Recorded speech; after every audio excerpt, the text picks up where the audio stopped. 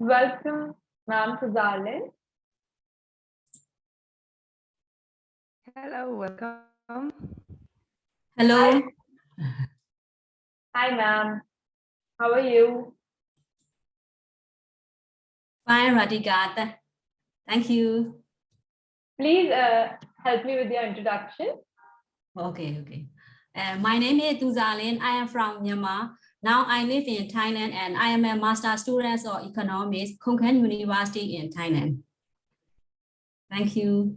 Most welcome. Thank you for your lovely introduction. Hi, Paulina. How are you? Hello, thank you very much. Good. Today I slept well. How are you? I'm doing good. Thank you. Help us with your introduction.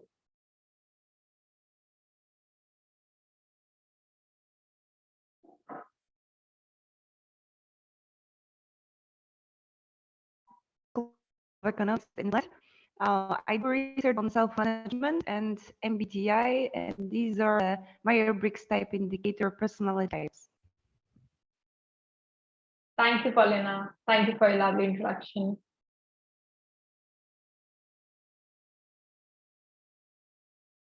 Okay, let everyone join. Then we'll start with the conference.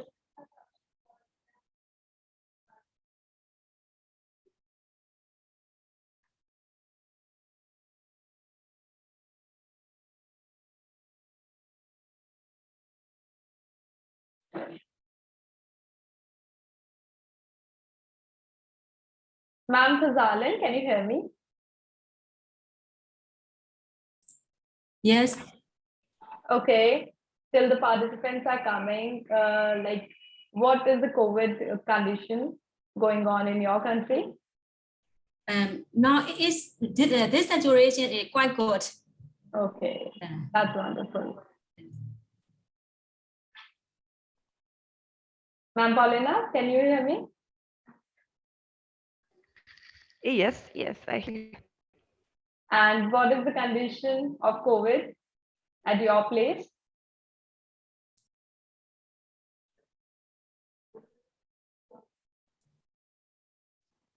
Like in the public places, okay. Okay.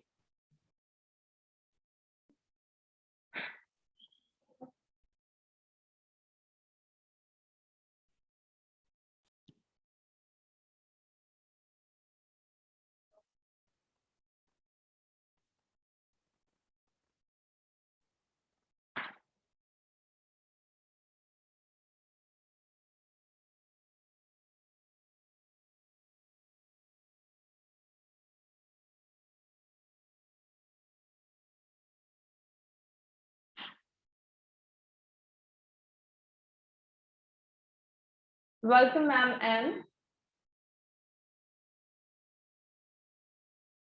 Hello. How are you? I'm good. How are you? I'm doing good. Help us with your introduction, ma'am.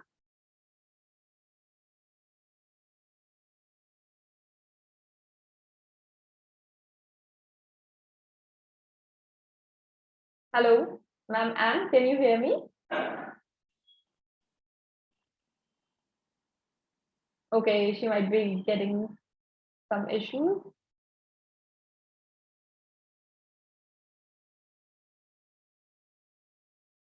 Ma'am Tazalin, how's the weather there? Sorry, madam, I can't clear your voice. Sorry, please Okay. again. Okay. I'm asking, how's the weather there? Oh, now this weather is very hot. Very hot. Yeah.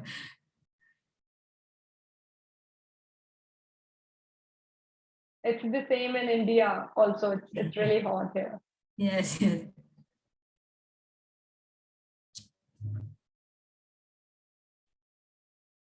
And ma'am Paulina,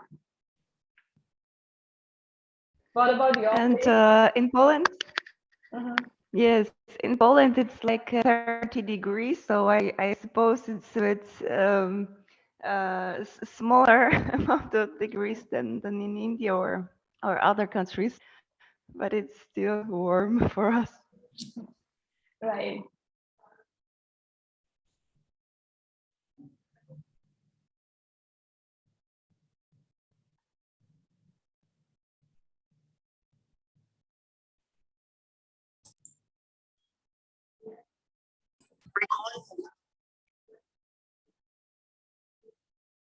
Welcome, Ginny.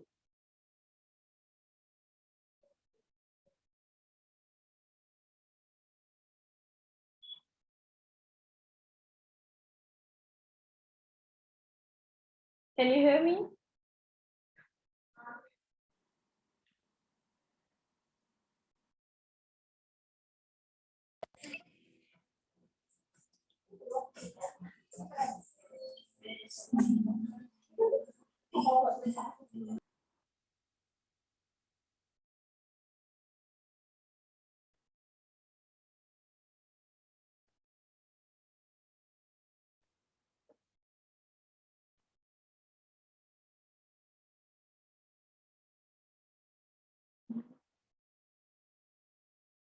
We'll be starting the presentation in a few more minutes. Let everyone join, and then we'll proceed further.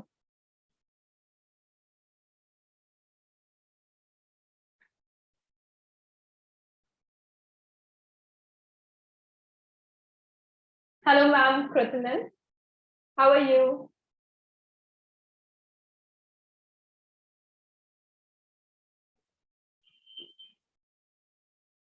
Can you hear me, ma'am, Kritinan? Can you hear me?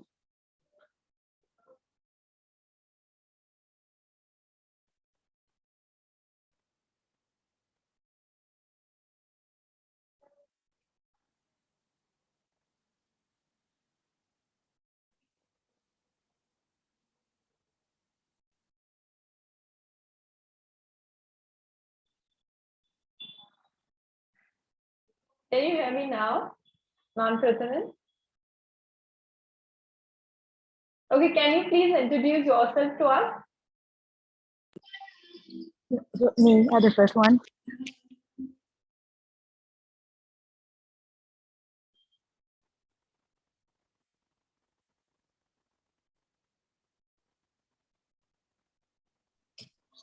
Yeah. Sorry, do you want me to introduce myself, right? Okay. So hi, I'm Kritanan. So I'm Thai. I'm from Chulalongkorn University in Bangkok, Thailand. And yeah, so now today I'm joining as a master student to present my research. So nice to meet you guys and waiting to hear all your research. Thank you. Thank you so much, ma'am, for your lovely introduction.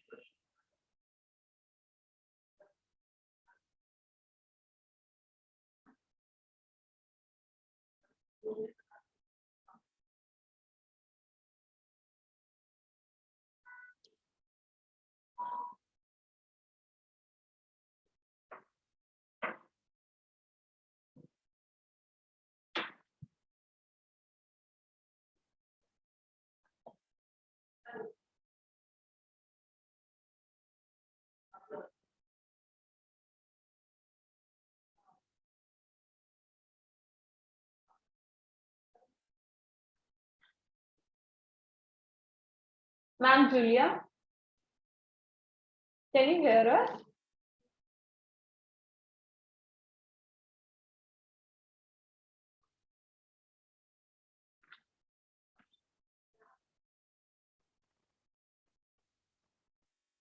Everybody have to keep their videos on.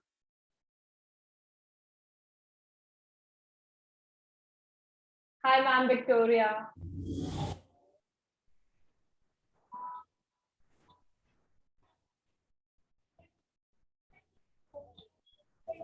Hello, ma'am Victoria. How are you?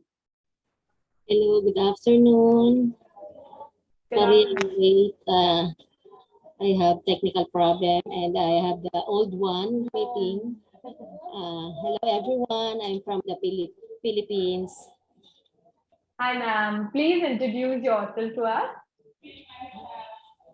Okay. Hello, I'm a senior high school teacher from Division of Rizal, DepEd Rizal. I'm teaching research and I'm also a guidance counselor in our school. Thank you so much, ma'am. Thank you so much for your lovely introduction.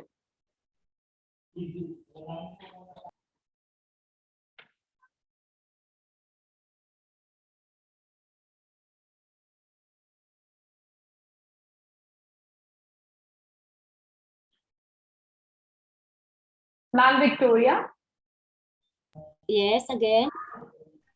what is the COVID situation at your country? As of now, we are already in level 1, of which our students can go to or have face-to-face. We have a limited face-to-face in our school already. Okay.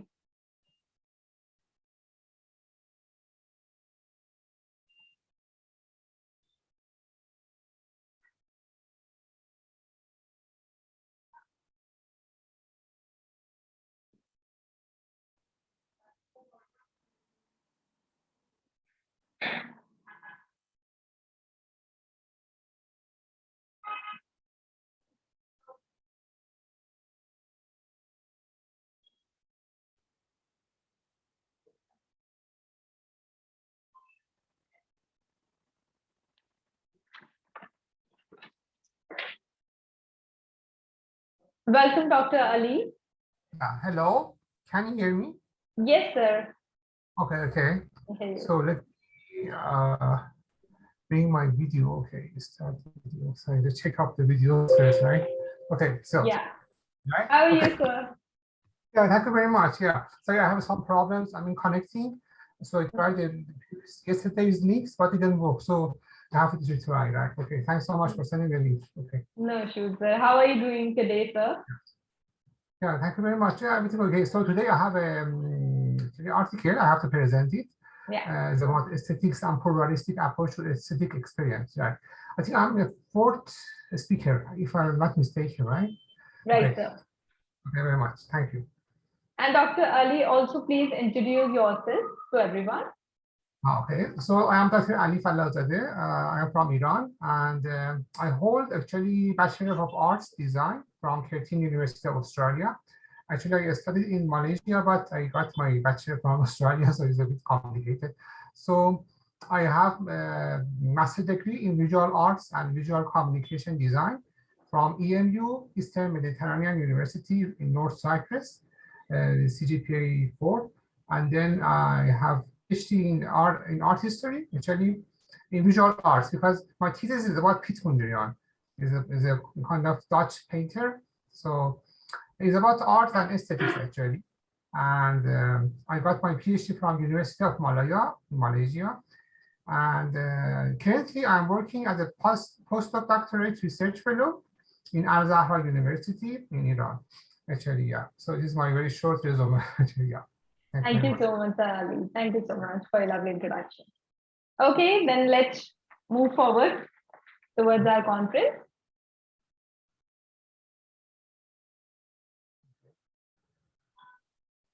So can I ask a question? I mean, the first speaker has been already done or no? I mean, No, sir. We have just started the conference. Sorry. Yeah.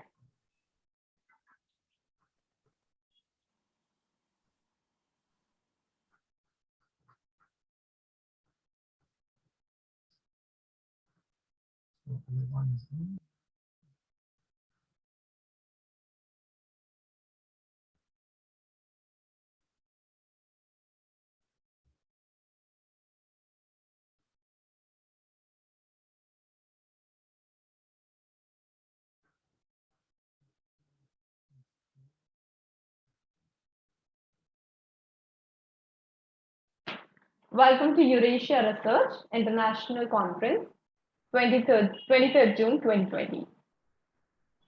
We have these many participants who would be participating in today's conference.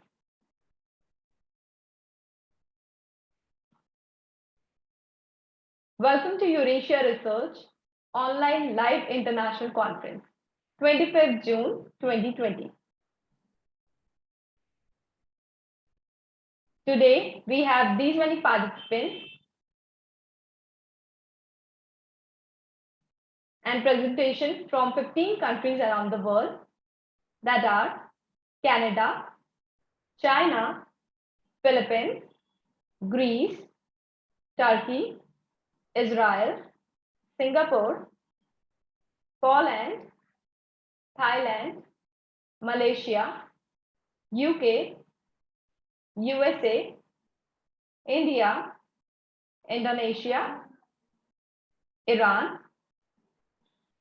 We are broadcasting this conference on Facebook Live on multiple pages of Eurasia Research. The links for the live session are shared in the chat box. Please allow me a moment to introduce Eurasia Research to you in a nutshell.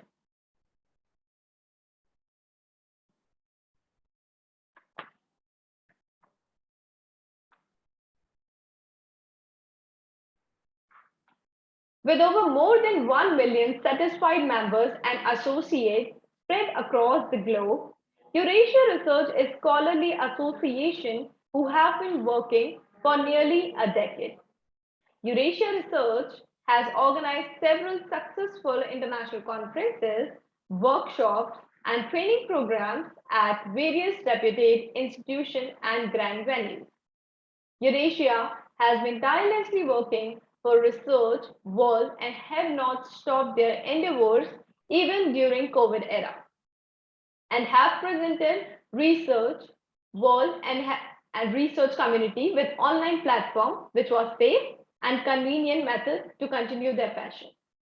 Social Science and Humanities Research Association is an international community of researchers, practitioners, students, educationists for the development and spread of ideas in the field of teaching and education. SSHRA is promoted by Eurasia Research. SSHRA aims to bring together worldwide researchers and professionals, encourage intellectual development, and create opportunity for networking and collaboration. These objectives are achieved through academic networking, meetings, conferences, workshops, projects, research publication, academic awards, and scholarship. The driving force behind this association is its diverse members and advisory board, who provide inspiration, ideas, efforts, and drive collaboration.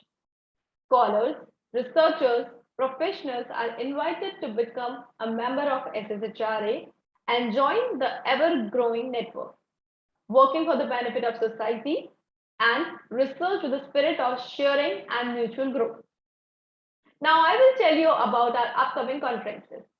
Our conferences are organized in several countries that include London, Amsterdam, Paris, Singapore, Bali, Barcelona, etc. You may check our website for more information. We organize conferences on regular basis in hybrid mode, that is online and offline. You can fill out the online application form and we issue you an invitation letter for the respective conference. You may check the conference fees and also can complete the registration process from the tab. We are an international community of researchers, practitioners, students, and educationists who aim to bring together worldwide researchers and professionals, encourage intellectual development, and to create opportunity for networking and collaboration. These objectives are achieved through academic networking, meetings, conferences, workshops, projects, research publication, academic awards, scholarship. We provide scholarship to deserving candidates to promote students and research scholars to participate in the international conference. Young Researchers Scholarship is provided the form of full registration fee waiver. We have a vast experience of publishing paper more than 7 years. Our associated journals publish original papers, review papers, conceptual framework, analytical simulation models, case studies, empirical research, technical notes, and book reviews. We cater more than 30 plus themes in the area of social science and humanities and have registered ISSN and have following re-owned indexing: Google Scholar, Crosscheck, Authenticate, Cross-REF, the Keepers Registry, Script, Portico, Roar, Directory of Open Access Scholarly Resources, OAI PMH, Registered Data Provider, PKP Index. We will be soon applying for the Scopus too. We have a wide networking of 100 plus internationally acclaimed keynote across the globe who share their knowledge and guidance with our participants with open hands. We have a large number of committee members and advisors who support us and guide us through their expert opinions and decision-making capabilities. We could have thought of reaching here without them. We also encourage our participants to connect with more than 50K plus followers on our social media platform where they can share their research and interest. Join our Facebook group and be a part of a discussion for researchers and academicians. Recently, we have successfully conducted a physical conference in London. Here are some pictures of our London conference. We also have several collaborations with universities, colleges, institutes to better serve all interested and like-minded intellectuals. Fellow Program in Education of Teaching and Education Research Association, TERA. The program offers an opportunity to learn the key concepts and latest trends in the teaching industry from the stalwarts in the industry. The applicant would be honored with a certificate of fellowship by the program coordinator. The fellow of TERA would receive international recognition and visibility amongst the global teaching fraternity. This fellow program is designed to help to teach professionals to acquire, develop, and master the qualities of effective teaching, specifically relating to building human relationships, working with diverse learners, and using instructional technology effectively. The fellow program creates a global community of professional teachers who are nurtured by the best in the teaching industry from various institutions and countries, giving the program a global advantage. This fellow program is designed for teaching professionals seeking international recognition, visibility, and training from the best in the industry. We are also going to launch a free of cost for members of teaching and education summit for researchers, practitioners, students, educationalists. Thank you for your patience and valuable time. Moving forward with the conference.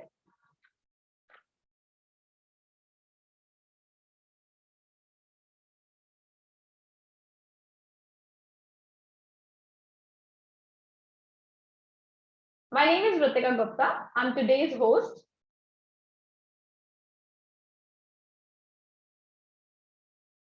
We have an SSHRA president, Associate Professor Marek Matejun, Department of Entrepreneurship and Industrial Policy, Faculty of Management, University of Lodz, Poland.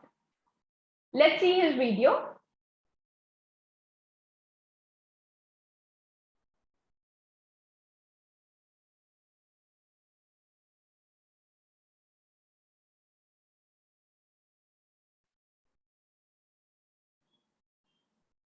GoDaddy देता है आपको भरोसेमंद hosting जो आप आसानी से setup कर सकते हैं। पाइए 99।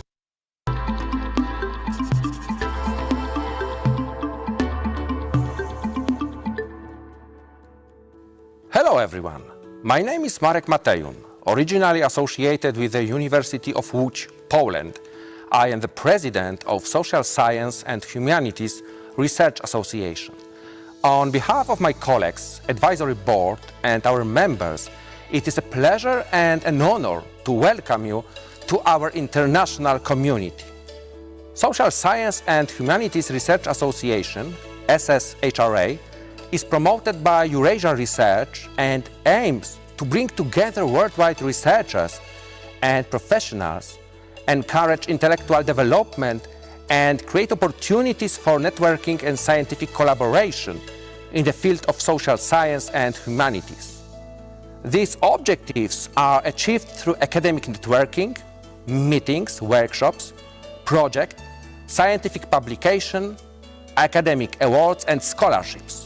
We create wonderful opportunities for sharing knowledge, research results, and discussion at our interdisciplinary conferences organized in Asia, Europe, and Africa, International Conference on Social Science and Humanities, as well as at the International Conference on Business, Economics, Language, Law, and Psychology.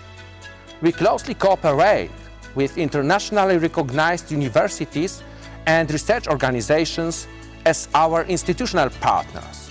For our members, we offer inspiring scientific events, team-building activities, strong social media platform for networking, young researcher scholarships, as well as opportunities for publications in international journals. The driving force behind our success is the diversity of members and international advisory board who provide inspiration, ideas, efforts, and drive collaborations. Scholars, researchers, professionals, academic teachers, and students are warmly invited to become a member of SSHRA and join our ever-growing network working for the benefit of research and society with the spirit of knowledge sharing, mutual respect, and growth. Following these values, we kindly invite you to join our community and collaboration with us. As a member of SSHRA, you will be a part of progressive, comprehensive research association and play an absolutely essential role in helping us to enrich our scientific activities, maintain our long-standing commitment to the development of social science and humanities, and enhance our global impact. Thank you and welcome to SSHRA International Community. Connect, collaborate, and co-create an outstanding future with us.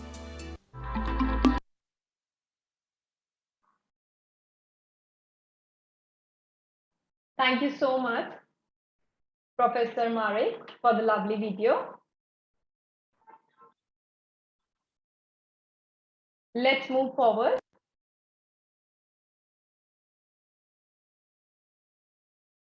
Next up, we have our eminent speaker, Dr. Vincent L. Placa, Associate Professor of Public Health and Policy at University of Greenwich and Senior Fellow of the Higher Education Academy, Parklow, London, United Kingdom. Let's see his video.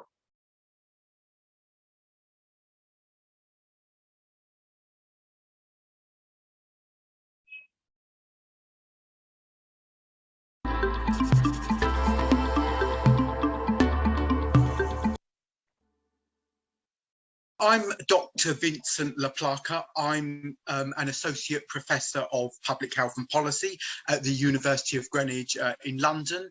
I'm a Senior Fellow of the Higher Education Academy in the UK and an Honorary Fellow of Terra. I have a PhD in psychology and social sciences, and I teach at the University of Greenwich. As I said, I'm an associate professor for public health and policy, and I teach on a number of modules.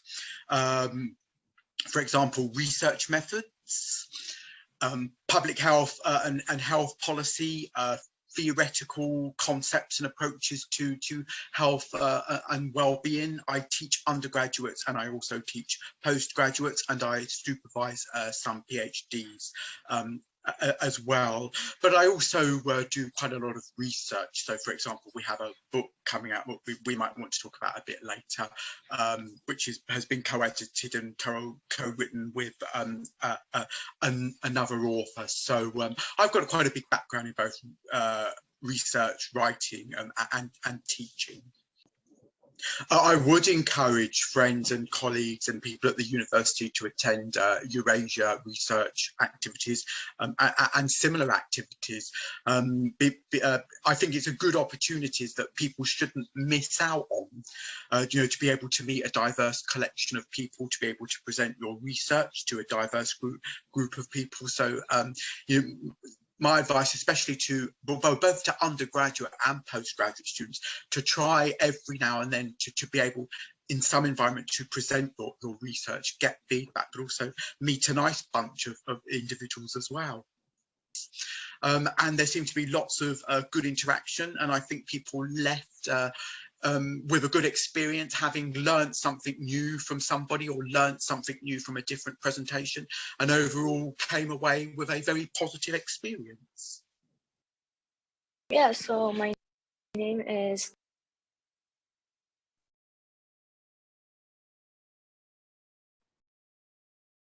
Thank you so much, Sir Vincent Plaka, for your wonderful video. Let's move forward.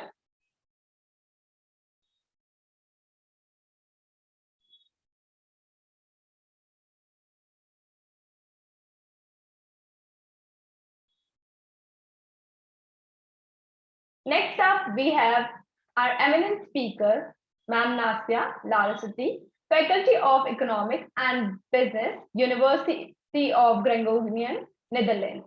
Let's see her video.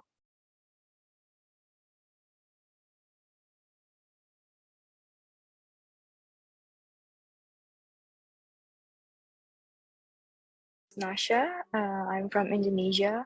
I am a double degree bachelor student from the University of Groningen and also the School of Business and Management in ITB.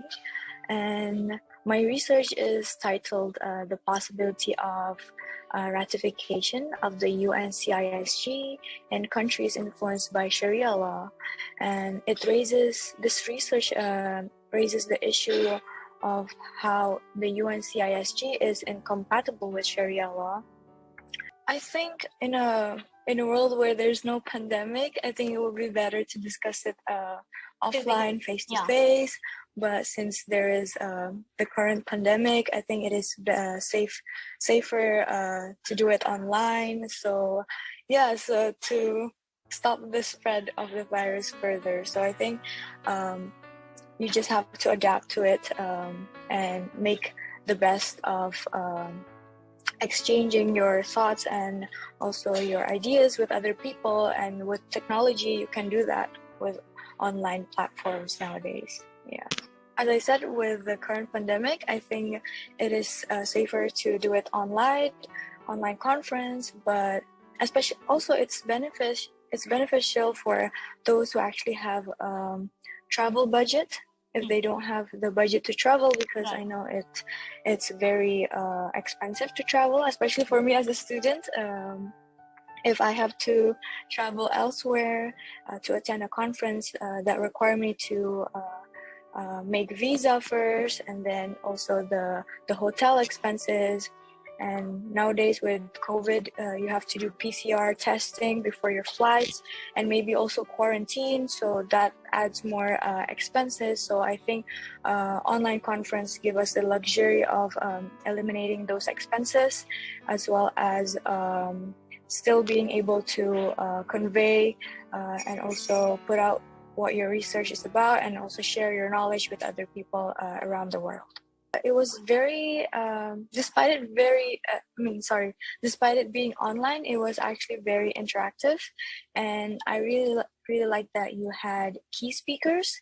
It gave me new insights about life, and also it motivated me to strive to become a better person for the future. And yeah, thank you for having me here.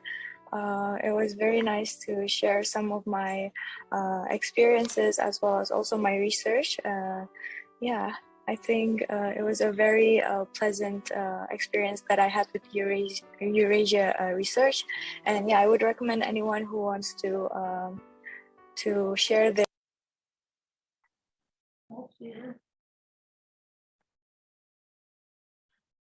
Thank you so much, Ma'am Natsya, for your beautiful words. Let's move forward with our conference.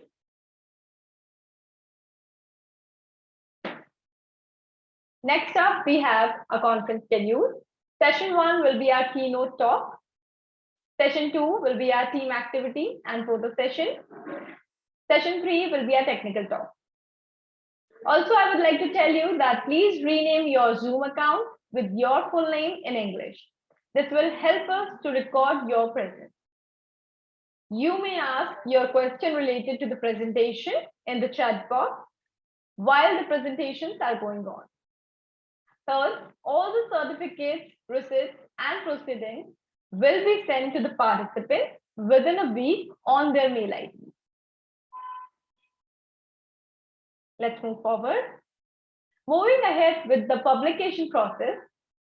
The publication process starts once the registration process is complete. The authors need to send their papers, consent forms, and reviewers' details on the email ID convener@eurasiaresearch.info. The review reports will be sent to the author once the review process is over. The final stage of publication starts after receiving the revised papers from the authors.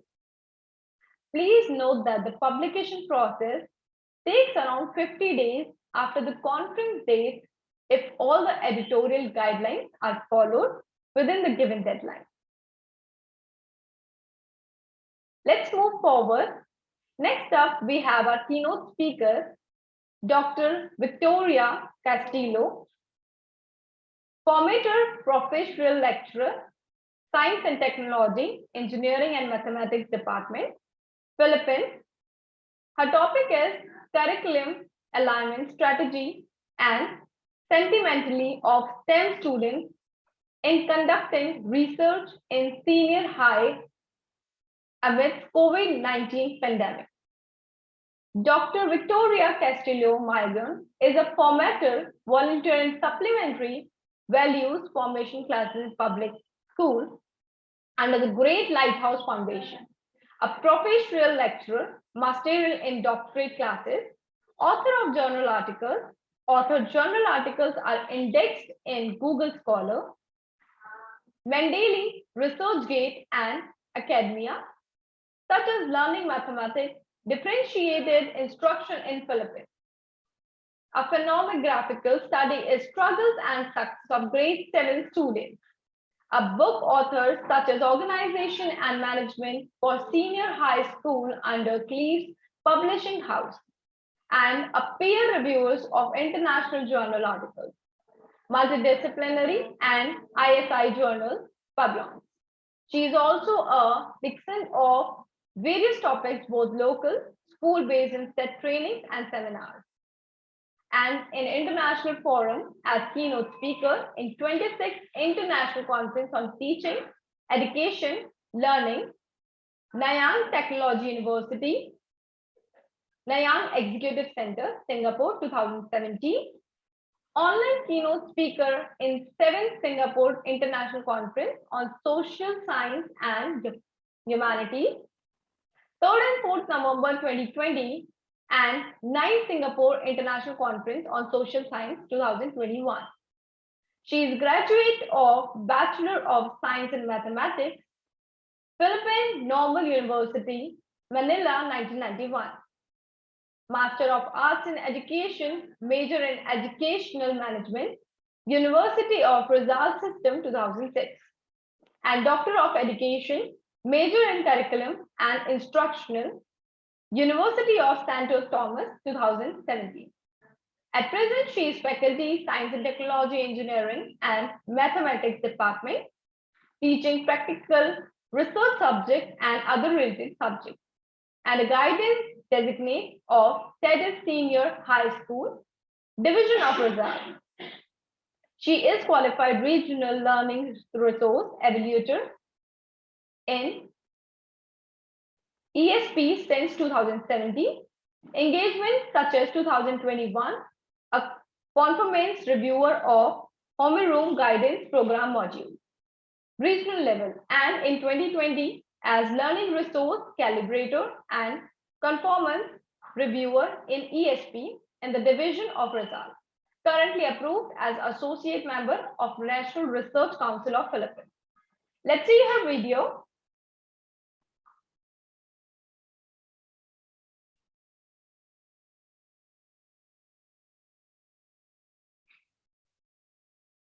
Their knowledge or their research.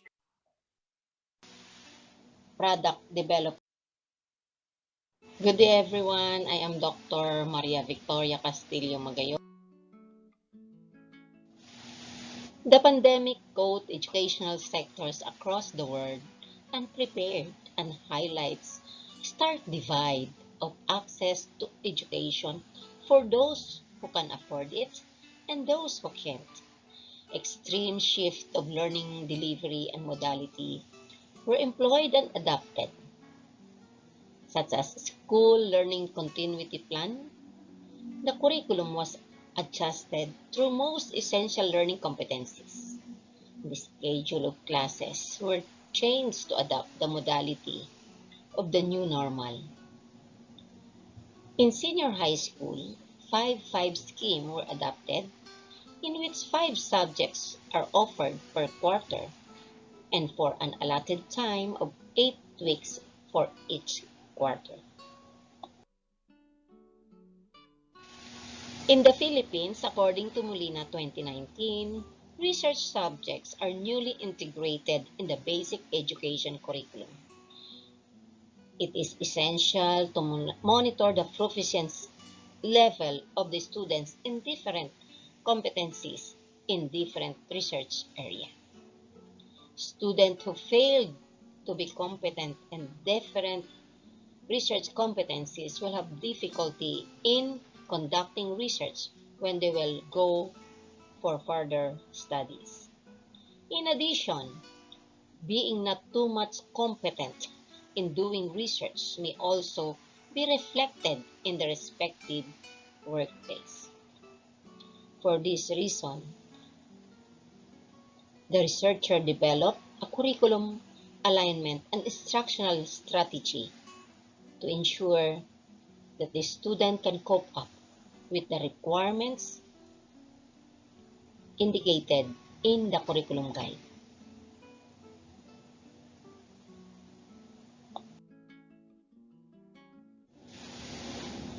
Capitalizing my expertise in curriculum instruction, my know-how and exposure, and expertise in conducting research, and anchored on the database and other related literatures that highlights that conducting research causes anxiety to students,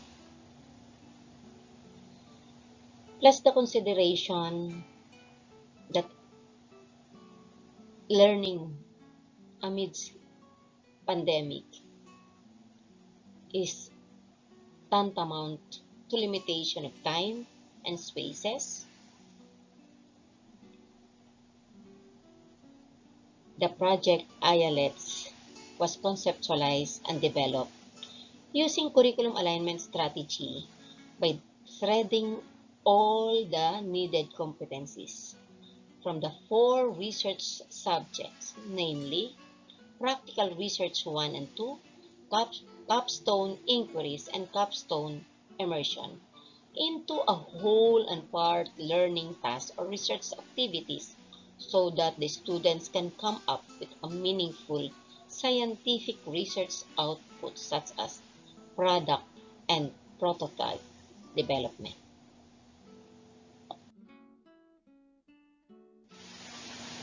This is the Project IELTS STEM Curriculum Alignment Model.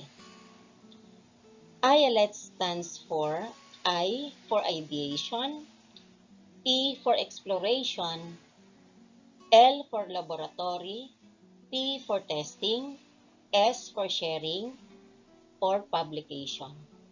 As you can see, there are 4 phases. In every phase, there is a corresponding research subject in it. And in every research subject, there is a required output. Like, for example, in Practical Research 1, the nature of Practical Research 1, according to the curriculum guide, it's more on qualitative design. So one of the most applicable qualitative research design to come up with a scientific paper is the meta-synthesis. The meta-synthesis is a collection of different research articles. So in this stage, the students were tasked to come up of a synthesis of the 25 related literature using the matrix, the guided matrix, and then together with the course task or TTAP course task number 4. It is templated. So in that matrix, it is they can easily sort out the significant statements, of which significant statements that are related to their proposed topic. So using this strategy, in this stage, the students can easily verify, confirm the plausibility, the feasibility of their proposed topic. Also, in this stage, they can already sense if their proposed topic is already saturated or not. If it's saturated, so they will go back to the topic proposal. If not, they will continue the synthesis. And while doing the synthesis, the students will complete the introduction part of their manuscript or research manuscript. Then in Practical Research 2, exploration of their ideas. In this stage, the nature of Practical Research 2 is more on quantitative. So in this phase, exploration phase, and Practical Research 2, that the output that is required in this stage is the more on existing model of the prototype, the formulation of their proposed topic, the existing formulation, the research design, the methodology, and then the logistic, the availability of the materials needed, the cost, and etc. So in this stage, the exploration stage, even the design, the drawing, the pictorial representation of their product is already in place, ready for product or prototype development. And that product and prototype development will transpire in the capstone inquiries, of which they will develop their product or concretize their ideas into a prototype. And then during this stage, if they need to test it using the laboratories, or if the research project needs to be evaluated by standard testing, so they will do the standard testing in laboratory or testing centers. In this stage, the product or the prototype is already evaluated, validated, and underwent experimentation. So in the ideation, exploration stage, and the laboratory and testing stage, the required output is the methodology and the findings. In capstone inquiries, data presentation is already there. Discussion of the data or findings is already in place.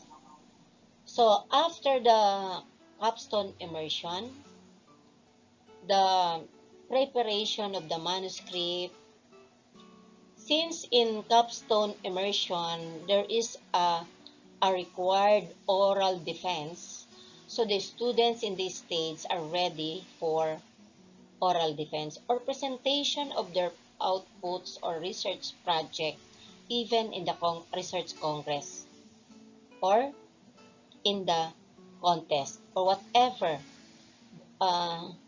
Sure enough, in this stage, the product or the prototype is already evaluated and assessed on its merit and its significant value using statistical tool and scientific method through experimentation. So in practical research or capstone immersion, the students now are ready to compete for best research, and they can go submit papers for the research congress or publication. So this is how Project IELTS STEM Curriculum Alignment Model works, threading the 4 research subjects to come up with a quality and creating a meaningful learning. The whole and part scaffolding principle, curriculum chunking, curriculum compacting issues in this STEM curriculum alignment model.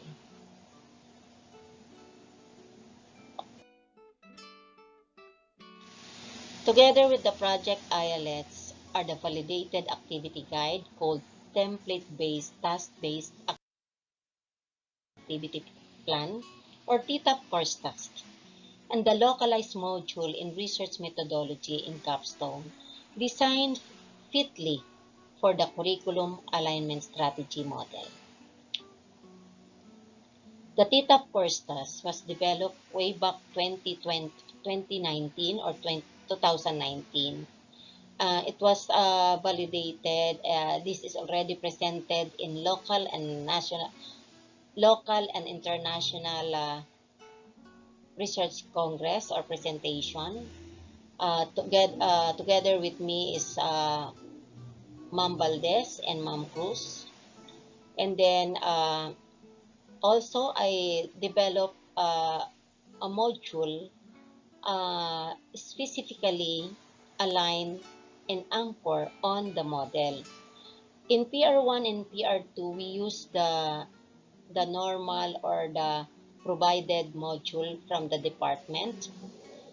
But because of this strategy, curriculum strategy, I developed this to target on the competencies so that students can develop their own product or prototype. These are the curriculum materials for the in aid for the implementation of the project IELTS.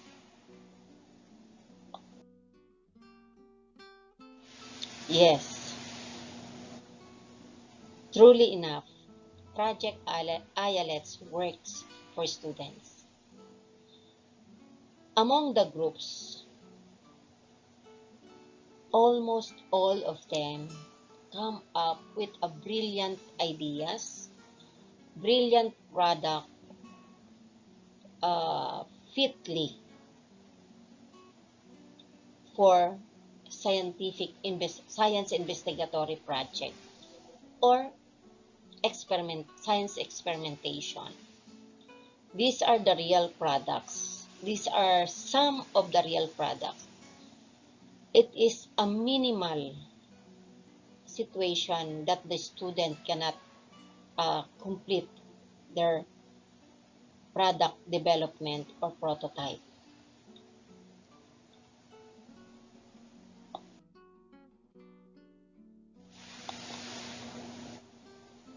Again, as a result, students were able to produce diverse research projects that truly align to what are expected to STEM students. Science investigatory project, product and prototype development, such as minor wound healing and antifungal cream from plant extract, alternative bricks, craft paper out of animal manure, organic insecticides, alternative source of energy, prototype of a landslide alarm, and other science investigatory such as anti-corrosion spray out of plant extract, wound healing cream out of activated carbon, antimicrobial spray, and germicidal soap, etc.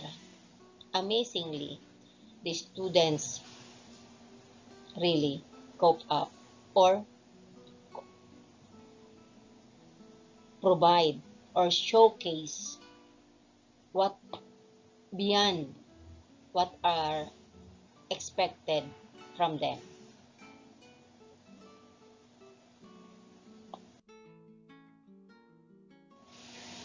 The word stress, depressed, or feeling of anxiety is a common word amidst COVID-19 pandemic because of the transition.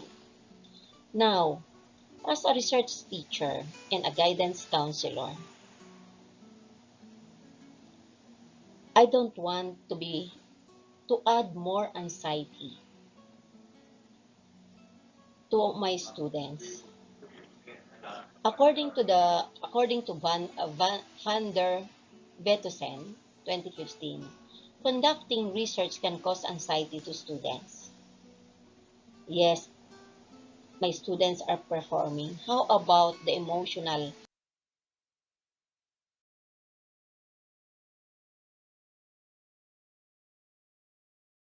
Become more knowledgeable and develop my poured out from the experience of the students strongly signify that the interest and engagement of the STEM students in conducting research despite of the pandemic situation is really a meaningful learning.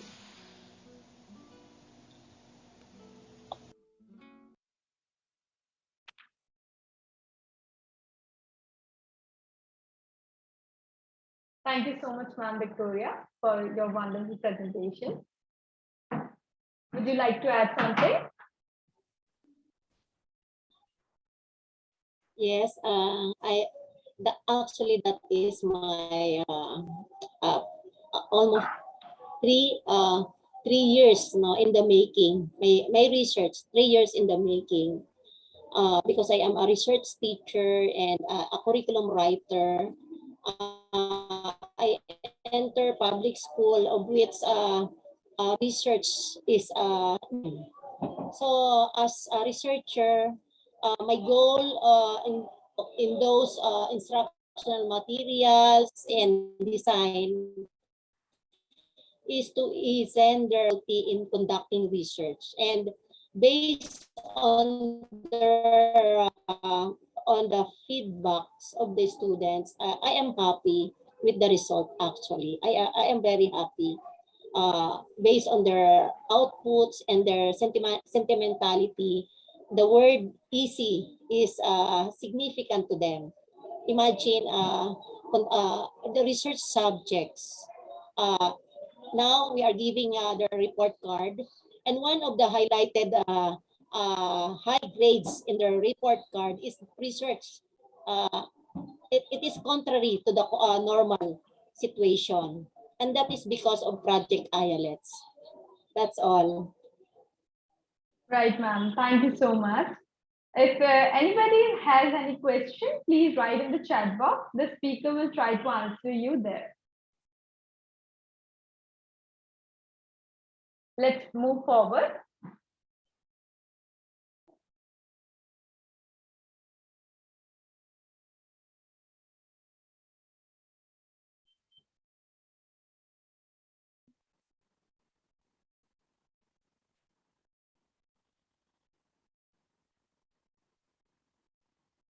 Just allow me a moment to show you.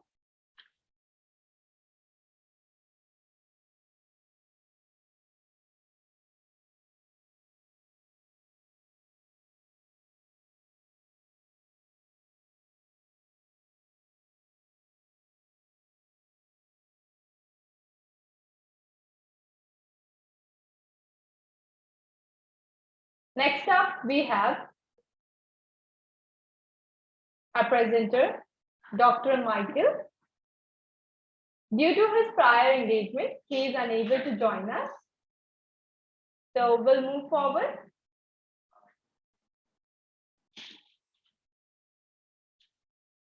I welcome all our listeners.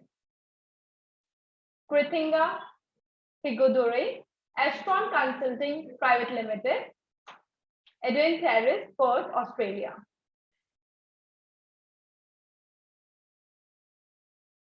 Today we have our first presenter, Sir Fawzan, School of Business and Management, Bandung Institute of Technology, Bandung, Indonesia. His topic is ABC Platform Strategy in Building a Used Car Business Ecosystem. Let's see his video.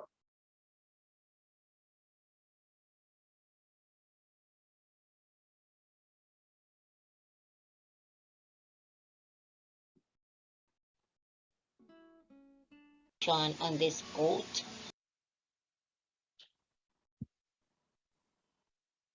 Hi everyone, thank you for coming to International Conference. I'm Fauzan Rodatul Hayat from School of Business and Management Bandung Institute of Technology, Indonesia. In this time, I will explain about my research with the title ABC Platform Strategy in a Building a Used Car Business Ecosystem in Indonesia. So let's start about the chapter 1 introduction. So the automotive industry is one of the mainstay sector that has a significant contribution to the national economy that can be seen from the contribution to gross domestic product or GDP, with reached 10.16% in 2017 and absorbed around 350,000 direct workers and 1.2 million indirect workers. And then a used car are still prima donna in Indonesia because the used car can answer the goal and reason for purchasing from the customer. The goal and reason for buying a used car are so diverse, some of which are like adjusting the financial capabilities, the price of the used car relatively low and can be adjusted to be the customer financial capability. Then rather that, another reason to buy a used car is that asset value is not too don't compare to a new car. So depreciation of the car selling price for car is between 20% until 50% of the initial purchase price. The data and the features in the left side, it is researched by the Karsam Indonesia, and the data explain the middle level is most appropriate target for the automotive industry in Indonesia. The middle level people contribute 55% in the factor of used car sales in Indonesia, and 74% of them are aged 25 until 40 years old, and of course they are millennials. The price of used car that are demand in millennia 100 million rupiah. Before ABC platform operate in Indonesia, Indonesia have the conventional model we call in Mobil 88. Before the emergence of used car startup, Mobil 88 was on the big player who had been active for more than 30 years in Indonesia. Mobil 88 under Astra Group built a C2B2C, customer to customer business model. Mobil 88 buy car from individual and sell to end users. The business developed by Mobil 88 was initially very conventional, but technology-based used car companies such as ABC platform, Karsam, Karo, OLX Autos are forcing Mobil 88 to keep up with the time.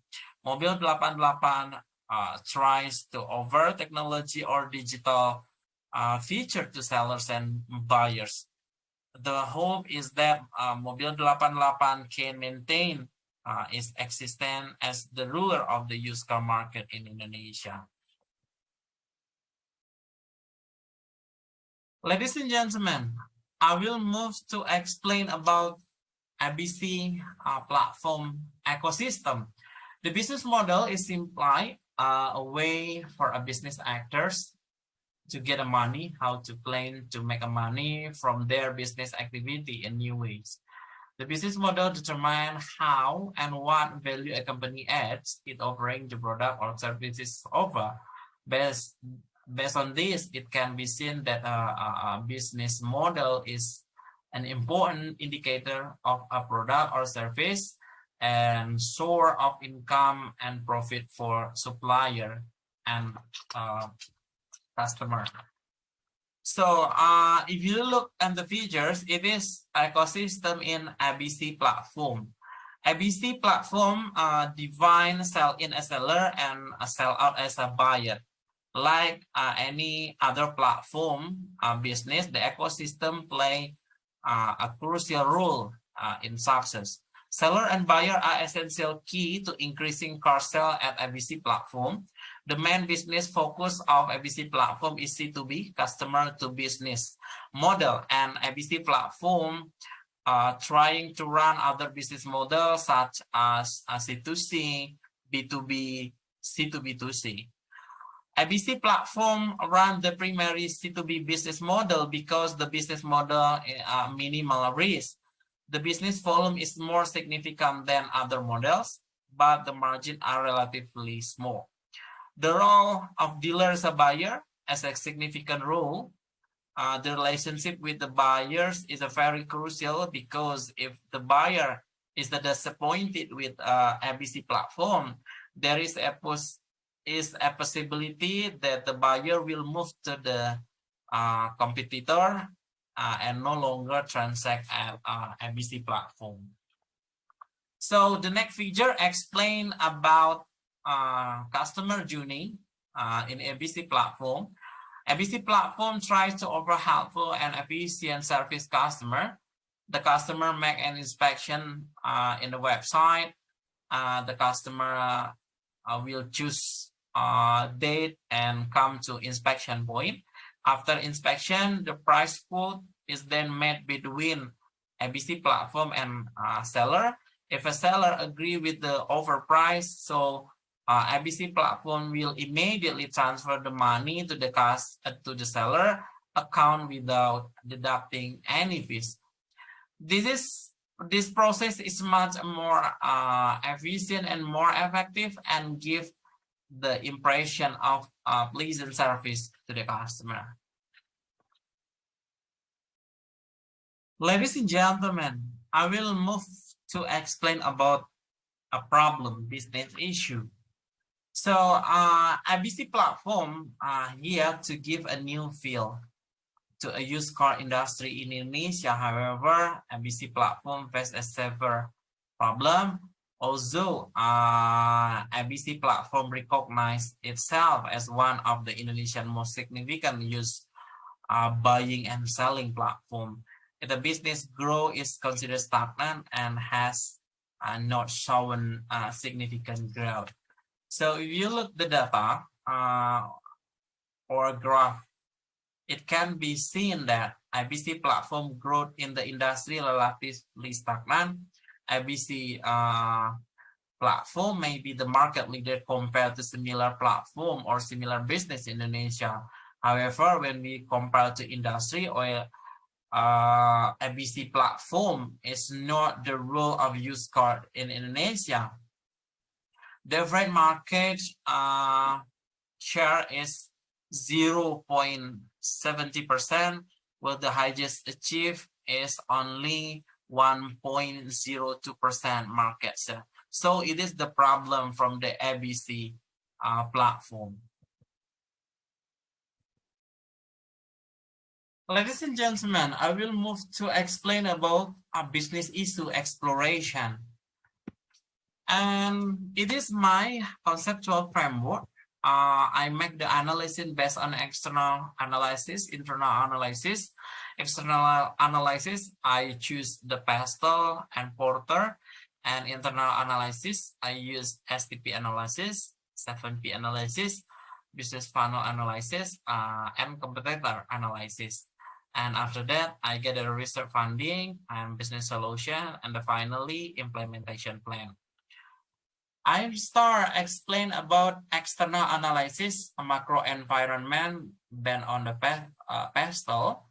Pestel analysis is a concept in strategic management principle.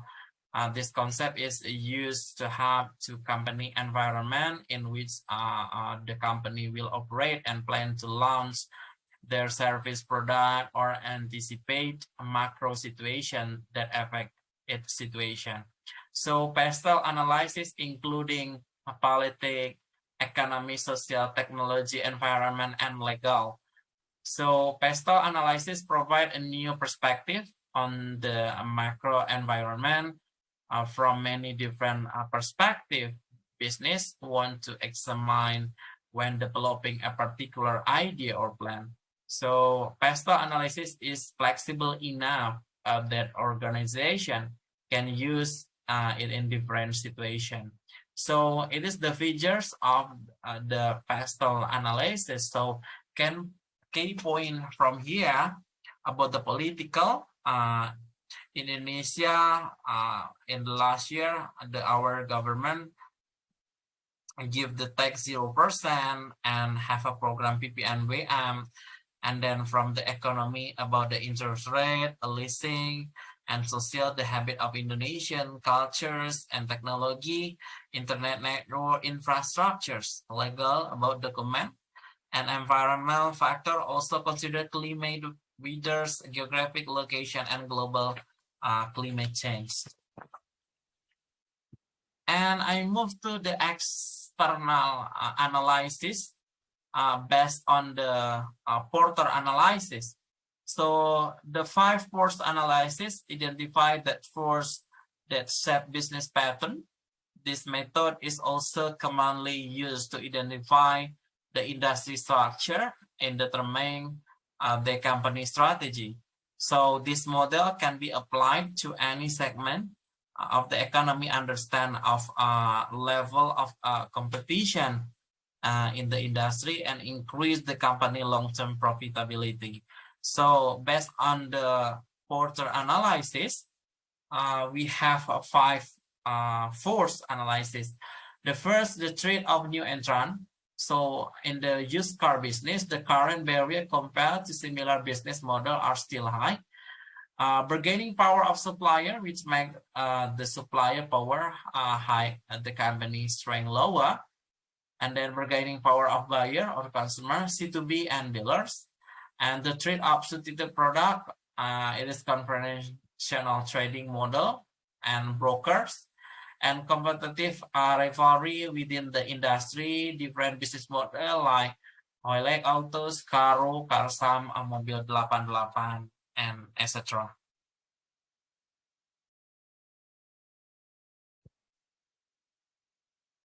Ladies and gentlemen, I will explain about the business funnel. So this data about business funnel from ABC platform.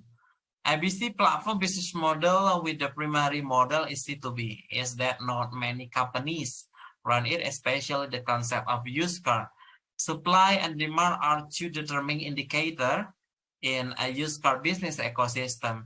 So a company expects an ideal position where there is a balance of supply and demand so that the company get maximum profit and continue carrying out operation on ongoing basis.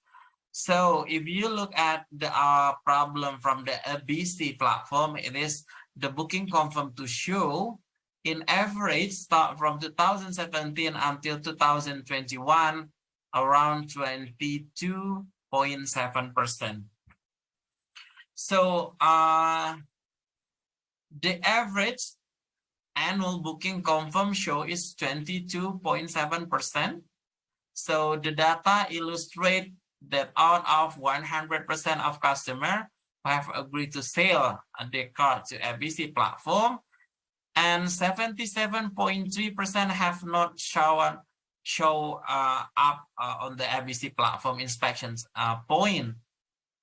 This figure can give a message that is why ABC platform market share still small compared to business volume of the used car industry. So based on interview with staff in ABC platform, they said that customer who had confirmed but they are not present at inspection point with the reason like the customer is unable to attend an inspection center and requesting that the schedule be changed to another day. And then the car had been sold to another party before the inspection schedule.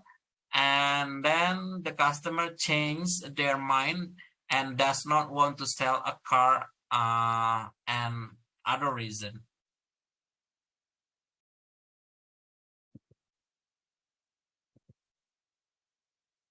Ladies and gentlemen, so we can continue our presentation about the root cause analysis. So what caused the ABC platform market share below compared to the industry?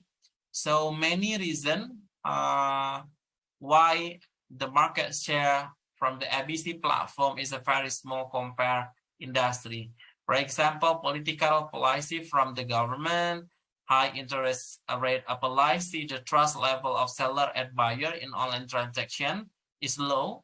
The internet not evenly distributed in Indonesia, company SOP policies and rules, and limited operational area, expected price, the seller warn is above the market price, many similar company offer almost similar services, and etc. So from the internal side, what caused the ABC platform market share low compared industry, like negotiation skill are not good, many employees are not productive, the location of the inspection center is far away, and monotone service from ABC platform, and a poor customer quality is an indicative of fake booking.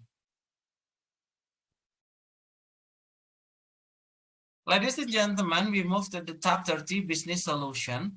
So it is the solution about the why the market share from ABC platform is very small compared to industry. So it is the problem, and in the right side about it is the solution about the problem. For example, the trust level of seller and buyer in online transaction is low. So ABC platform must be education for sellers and buyer. And then customer don't want to come to the inspection center. So the solution is provide home inspection services.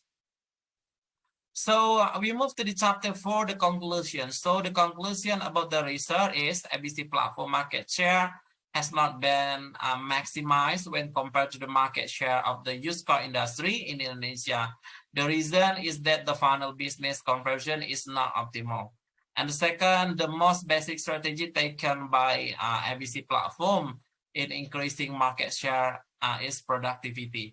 ABC platform can be maximize the potential of sell in and sell out with the maximum. And then ABC platform must be make a planning in short time and for long time. Okay, thank you, ladies and gentlemen. And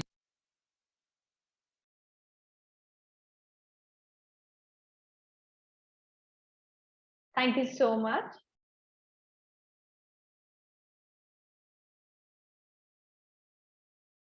Thank you so much, Sir Fazil. It was an outstanding presentation. Now let's move forward. Next up, we have our presenter, Sir Ali Falazadeh, Faculty of Art, Department of Artistic Research, Al-Azhar University, Tehran, Iran. His topic is Goldman's pluralistic approach to aesthetic experience in case of Piat Mondarian initiative neoplastic art. Let's see his video.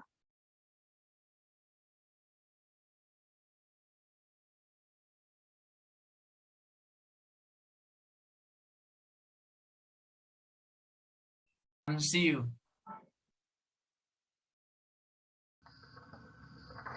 Hello everyone, I am Dr. Ali Falahzadeh. I want to present my article which is going to be shown in the conference in the 11th Singapore International Conference in Social Science and Humanities in June 23rd and June 24th, 2022.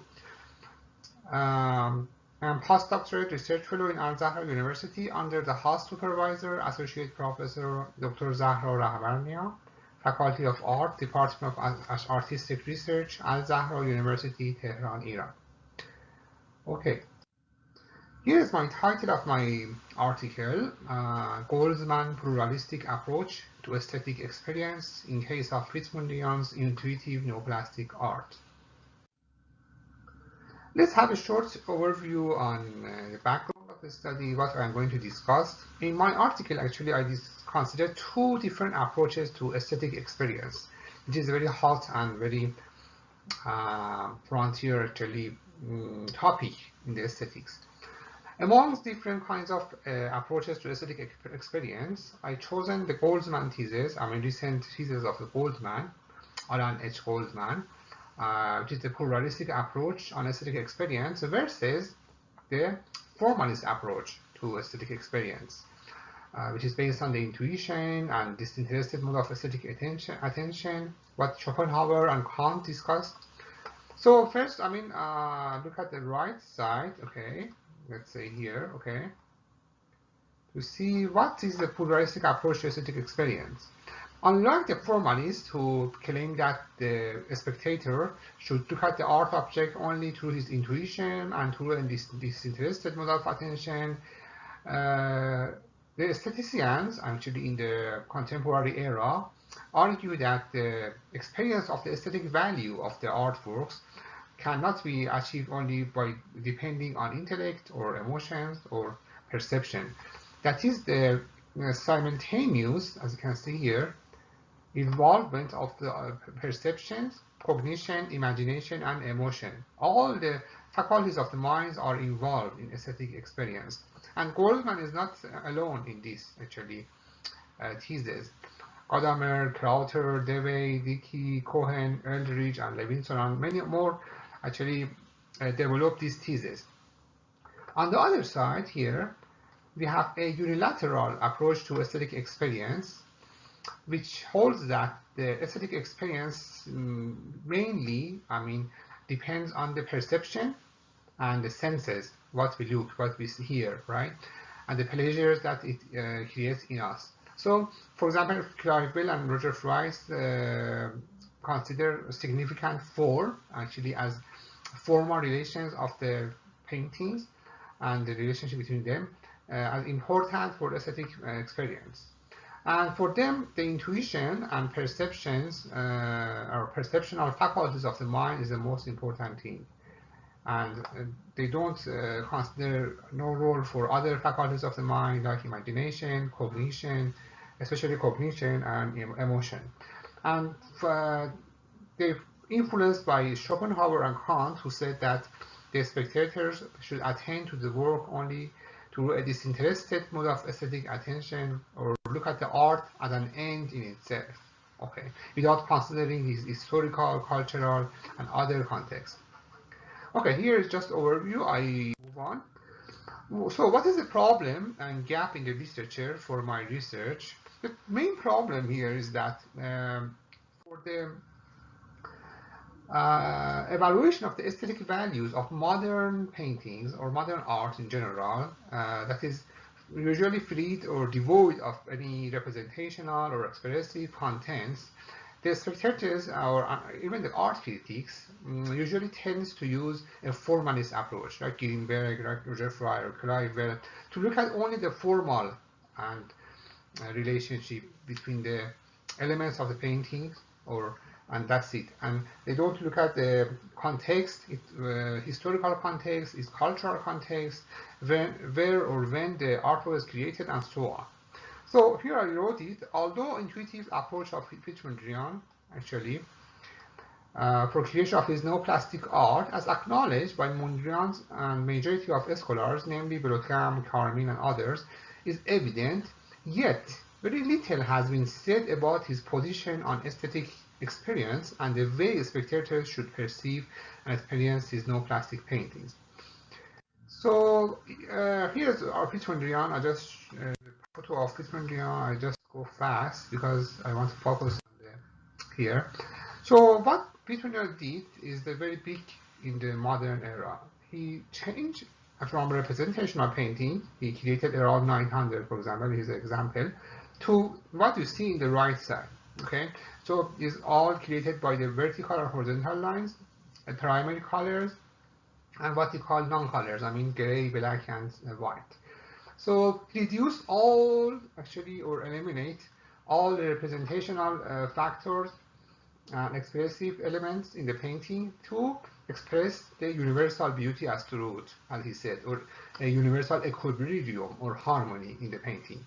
I don't want to discuss a lot because my PhD thesis is about Mondrian, and this article is about aesthetic experience, and I choose Mondrian as a case study, as a paradigm, as the best paradigm of the modern art for my study, because it represents the best example of what I'm going to show in my article. So, for example, here is more of the Mondrian's painting. You can see is all primary colors, non-colors, and vertical and horizontal lines. And here so on. And the problem is that when the spectators look at these kind of paintings, they usually tends to actually analyze the formal properties, formal elements like line, color, or planes, and nothing more. And I want to show you that when the spectators, as Goldman and others argue, look at this kind of paintings, pure abstract paintings or pure abstract art, they should use all the mental faculties, cognition, emotions, imagination, and perception. But the formalists said that the perception is the most important thing in evaluation of the aesthetic value of the artworks. Okay. So here's another example of Fitzgerald's painting. And okay, so the objective of my research is to assess the validity of the thesis of the contemporary aestheticians, particularly Goldman, who purport that even when spectators attend to form and formal qualities, they should attend to art objects through a pluralistic mode, or interactive and simultaneous involvement of all mental faculties, namely perception, imagination, emotion, and cognition. So here I illustrate my objective of the study. As you can see here, we have pluralistic approach on the left side, that aesthetic experience, that Goldman says that aesthetic experience involves the involvement of all faculties, simultaneous and correlation of all these faculties. I want to show the applicability of pluralistic approach or workability of this approach on aesthetic experience of modern arts. And I choose, by focusing on the Goldman thesis, I choose Piet Mondrian as a main paradigm of the pure abstract painting to prove the hypothesis of this thesis, this article actually. Okay, so here is my hypothesis. Neoplastic art, as one of the most sophisticated instances of pure abstract painting, created based on the premises of formalism, can be truly perceived by using a pluralistic mode of aesthetic experience rather than a formalist approach. So here's my hypothesis I want to actually prove, and I proved it in my article. So how I approached to achieve the objective of my study, research methodology or research method. I analyzed Piet Mondrian's theoretical writings because Piet Mondrian is not only a painter, he's a theoretician, that's why I chose him. I analyzed his writings by using intertextuality,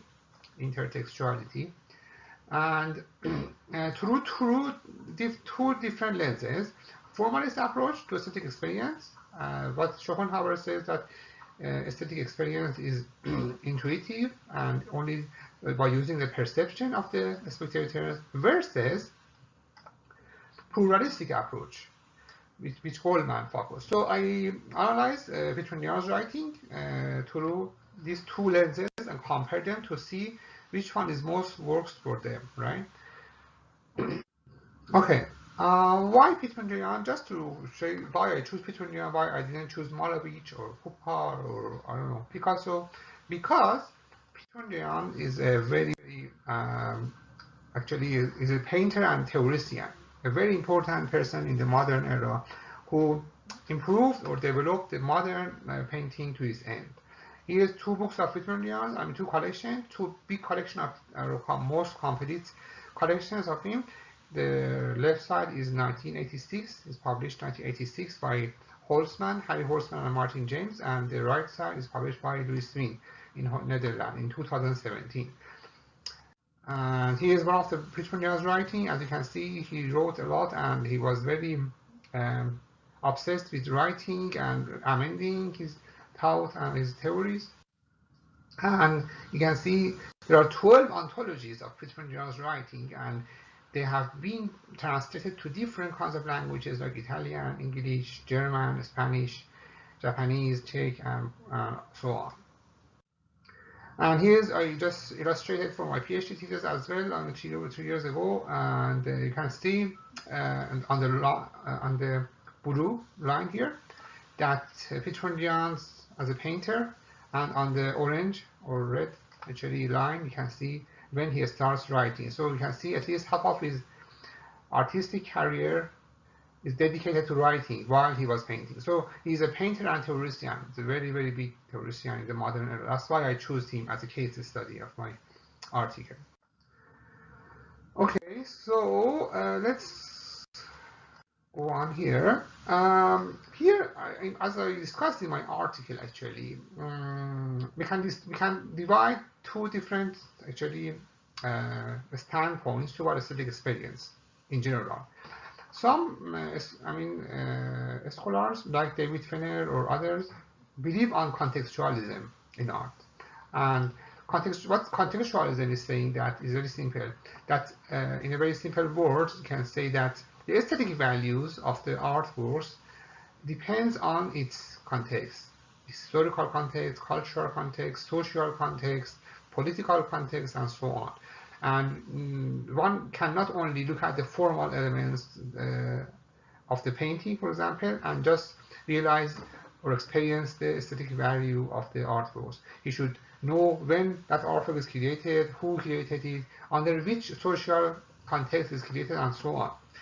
And I categorize the pluralistic approach of aesthetic experience of Goldman under this category, because for knowing this kind of context, we need to be to know about all these things, and we need to use all our mental faculties: cognition, we need to use perception, imagination, and emotions all together. And what Alan Goldman says in his thesis is aesthetic experience involves active and simultaneous engagement of all our mental faculties: perception, imagination, emotion, and cognition. On the other side, on the right side, we have decontextualism, that I believe that it falls under the formalist approach falls under the decontextualism, because decontextualism considers no role for different kind of context of the artworks, right? For example, historical, cultural, and social. They say that the spectators should only attend to the artwork itself and nothing more.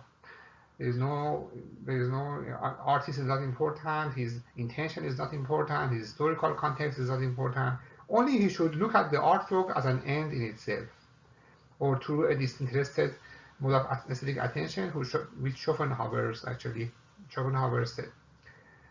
Okay,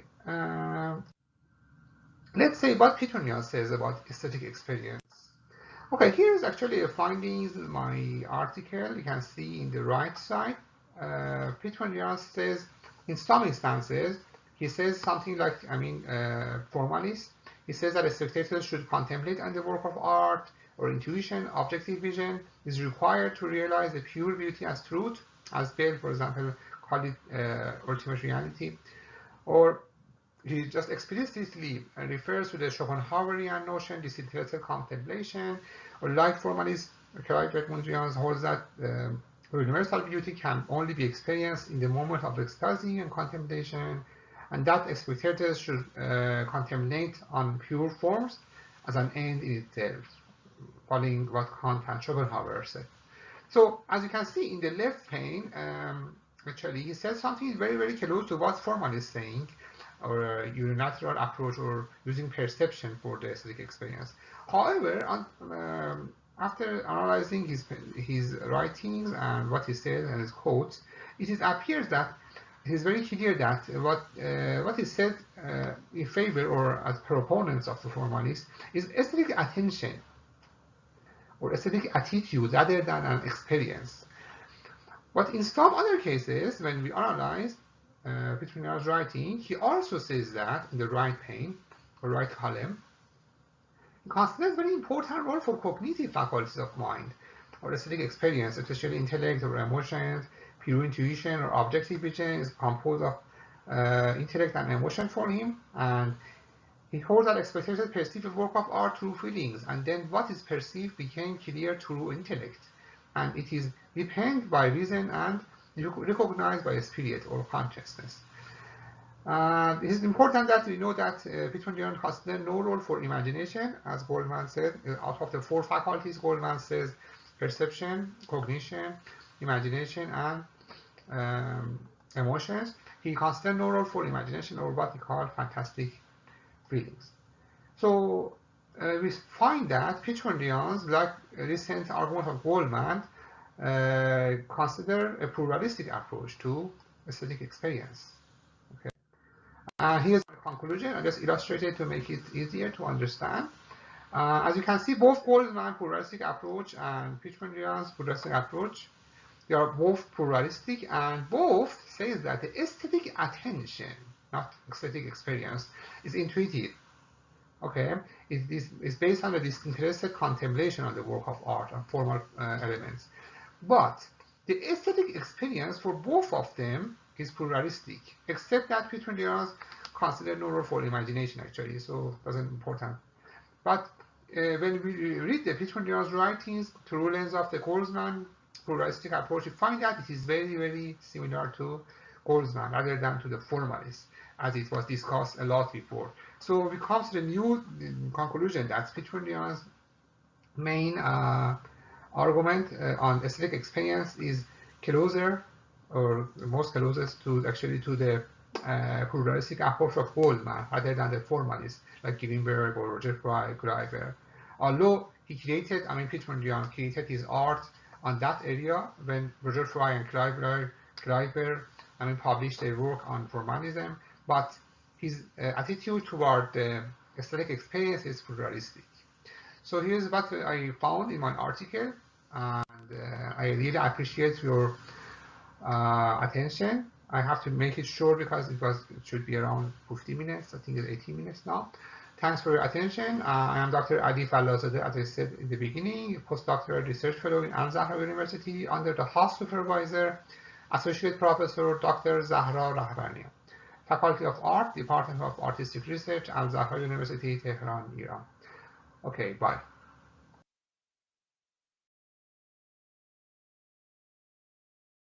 Thank you so much, Dr. Ali, for your wonderful presentation.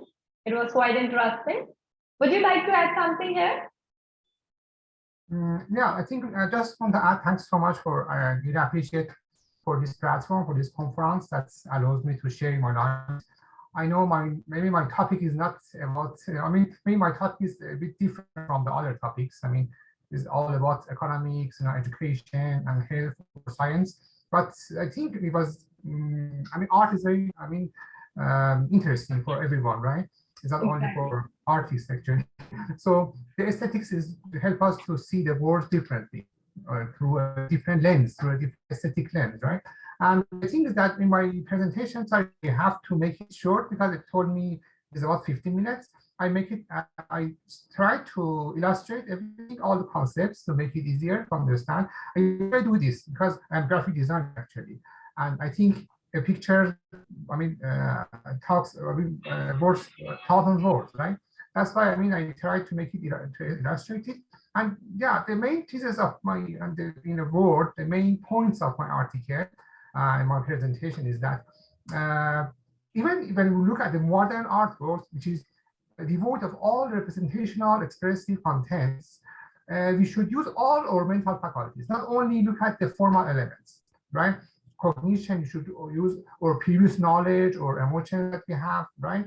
To use the imagination and cognition and intellect, especially in that. And that's even Pitmondrian, who was a very pure abstract painter, he used actually, he had a very formalist approach, but it is an aesthetic attitude, not actually aesthetic experience. That's the thing I found in my article. But in some cases, he said that the spectators should look at his artworks, which is devoid of all representational content, through a formalistic approach, only by using intuition or contemplation, by disinterested contemplation, what Schopenhauer says. But in some cases, he talks about aesthetic experience that it is not discussed in the previous article. That's why I choose, I focus on this part, right? And Pitmondrian says that we should use intellect and emotions together, right?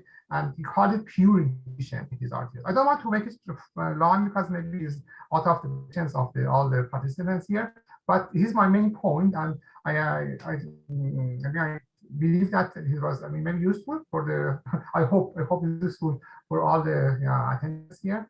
Thank you so much for giving me this opportunity to present my article here. Bye. Thank you so much, Dr. Ali. We are honored to have you here. If anybody has any questions, please write in the chat box. The speaker will try to answer you there. We'll move forward towards our conference.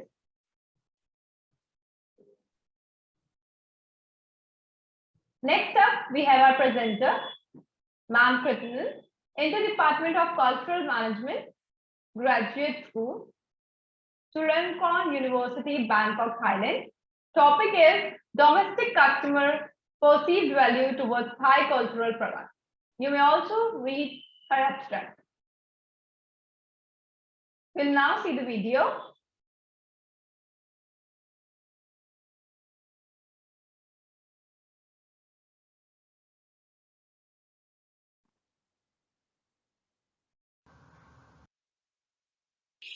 Hello everyone and welcome to my presentation. I'm Pitanandi Denkirti Skun from Chulalongkorn University in Bangkok, Thailand. I'm here today to present my topic, Domestic Consumer Perceived Value Toward Thai Cultural Products. So this presentation is structured as follows. We're gonna go through introduction, research objective, literature reviews, conceptual framework, hypothesis, some methodology, result, and some discussion. So first, we're gonna go to talk about introduction. So I would like to give an introduction of how this study is important. Thai cultural identity is a remarkable asset in Thai culture, and they gain popularity around the world. Thai entrepreneurs try to capitalize these unique characteristics to create a product and services, and moreover, the COVID-19 pandemic impact this industry as Thai consumers believe that supporting local brand is important and they want to support the local business. And clearly, some studies have explored the product in terms of consumer behavior and effective marketing too, but a learning on the consumer perception is still lacking. Therefore, to explore on the consumer perception can contribute to a greater understanding of consumer behavior. We can adjust some value and some requirement to meet consumer satisfaction and repeated purchasing, and understand this perception can lead to like the effective marketing strategy and communication tool. The objective of this study is to understand domestic consumer purchase intention by detecting variables that influence this value. So the specific research questions are as follows.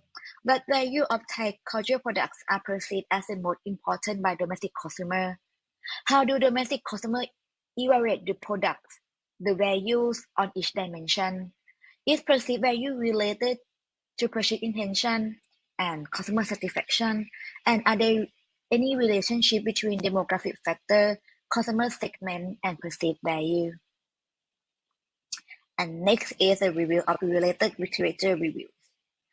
So before we go through the research, we need to understand what is a Thai cultural product and why this product is important to the creative industry. So there are many studies define cultural product in different ways, but I will be focusing on the definition from the Ministry of Culture. So cultural product refers to a product developed from Thai culture with value and a cultural story that has been inherited from the ancestor. It should provide cultural identity and economic value and become a commercial value. And for the creative economy, it can be regarded as a significant sector contributor to the national gross domestic products. And today, creative industry provide a new business opportunity for developing country and the sector keep growing. So recently, the growth rate of the creative industry in Thailand has been almost 50%, and over 800,000 people are working in this industry. And here is some example of the cultural product of Thailand. You can see that there are many like product category like furniture, some ornament, and some fashion item. So as we aim to study domestic consumer behavior and their purchase behavior, we need to understand their decision making through demographics and the generation. So in this study, we're gonna study four generation: baby boomer, Gen X, Gen Y, and Gen Z. But we also focus on the demographic characteristics such as gender, age, and income level, and educational level, as they play a critical role in the consumer purchase decision. So each generation has a unique character trait and different factors that affect the decision. And you can see some examples from here that are summarized from the some study. So baby boomer, they focus on the reputation and reliable. Gen X prefer authentic brand, while your Gen Y focus on quality and function. And Gen Z, they spend more time on social media, so they want brand that emulate their values. And moving on to the next theory, I will further explore what is the factor that people are focusing when they purchase this kind of product. So study like four famous Thai product, as you can see in table 1. There are all top product: Thai silk, Thai herb, and Thai handicraft. So the customer will determine products regarding on functional value, and in terms of marketing, they focus on price and product. And beside the functional value and emotional value, there are some research found out that the aesthetic value and uniqueness are also a significant factor that affect the purchase decision too. And apart from this value, buying local is having an impact on community and business across the country. A survey from the Ministry of Commerce found out that most of the domestic consumer bought local products because of reasonable price, and they want to help local producer and market as they want to distribute income to the community. And next, I also study on another tenets product, which is the souvenir, because souvenir have uniqueness, originality, craftsmanship, cultural and historical credibility, aesthetic, feature of use, and they help preserve memory of those good experience. So domestic customer and international customer can both purchase this product. And the study found out that they are influenced by authenticity and the product characteristic, and the aesthetic value of the souvenir have a positively affect purchase intention. And the research from Asper and Cooper indicate that New Zealand visitors tend to buy souvenir coating with a traditional Maori cultural style as they focus on the authenticity. On the next research from Oraro found out that the key product attribute that they want to evoke good memory is from the souvenir. So they are about nostalgia, that effect that they want to preserve the memory and have the connection between the product and the place that they have been visit. And next is our main theory that we're gonna study. So is a perceived value. So perceived value is a key factor that affect consumer attitude and evaluation of the product and the buying decision. So several researchers can analyze perceived value on a multidimensional scale from various perspectives. The consumption value theory by Sherd was proposed and very escaped with the 5 values as you can see. However, Sweeney and Salter condensed the 5 basic dimensions to 3 and devised as the Purville scale to measure them. So they exclude the conditional and epistemic values. And next, MQuiz developed 30 elements of value approach from the Maslow hierarchy of needs to explore what consumers really want from the product. So these elements are classified into 4 types: functional, emotional, life-changing, and social impact. And next, as we aim to understand the domestic customer perceived value, customer satisfaction should be considered as it is an important factor correlated with the high perceived value level and customer behavior. And practice also mentioned that quality, perceived value, and satisfaction are significant predictor of the behavioral intentions. And here is the conceptual framework. So they are present in this feature. So the proposed model want to examine the relationship between value, customer satisfaction, and purchase intention. And I also add some additional items such as craftsmanship, authenticity, and nostalgia into the emotional related value, making this value to be more consistent and relevant to the Thai cultural products. And the hypotheses are as follows. So for value is for value positively related to the perceived value. Perceived value is positively related to purchase intention and the customer satisfaction. And customer satisfaction is positively related to the purchase intention. And next, we're going to talk about a method. So this research, there are 2 phases. The first phase, we're going to do the quantitative research by aiming to test hypothesis and find a relationship between variables. So we do the research by online questionnaire, and the data gonna analyze by confirmatory factor analysis, structural equation modeling, and the cluster analysis. For the phase 2 is the focus on the qualitative research as we want to elaborate quantitative results. So we're gonna choose 9 participants according to the profile group from the cluster analysis, and we're gonna do interview with them, in-depth interview. And those data we're gonna do some content analysis and create some report to see the result. So here come the result. So the majority of the respondent is female, Generation Y, here bachelor degree, work in a private company and earn a monthly income of 30,000 to 50,000 baht. So more of the participants, the respondents, have purchased Thai culture products. Almost 60% of them consider themselves as a frequent buyer, and the top 3 culture products that they purchase are products for general use, fashion and accessory, garment item, and the decoration and ornament. And the frequent purchase is less than 1 time per month, and most respondents pay attention on quality, uniqueness, and craft. And here is a research finding and some highlight results. So all hypotheses are except domestic customer perceive social responsibility as the most important value, followed by social value, emotional related value, and functional value.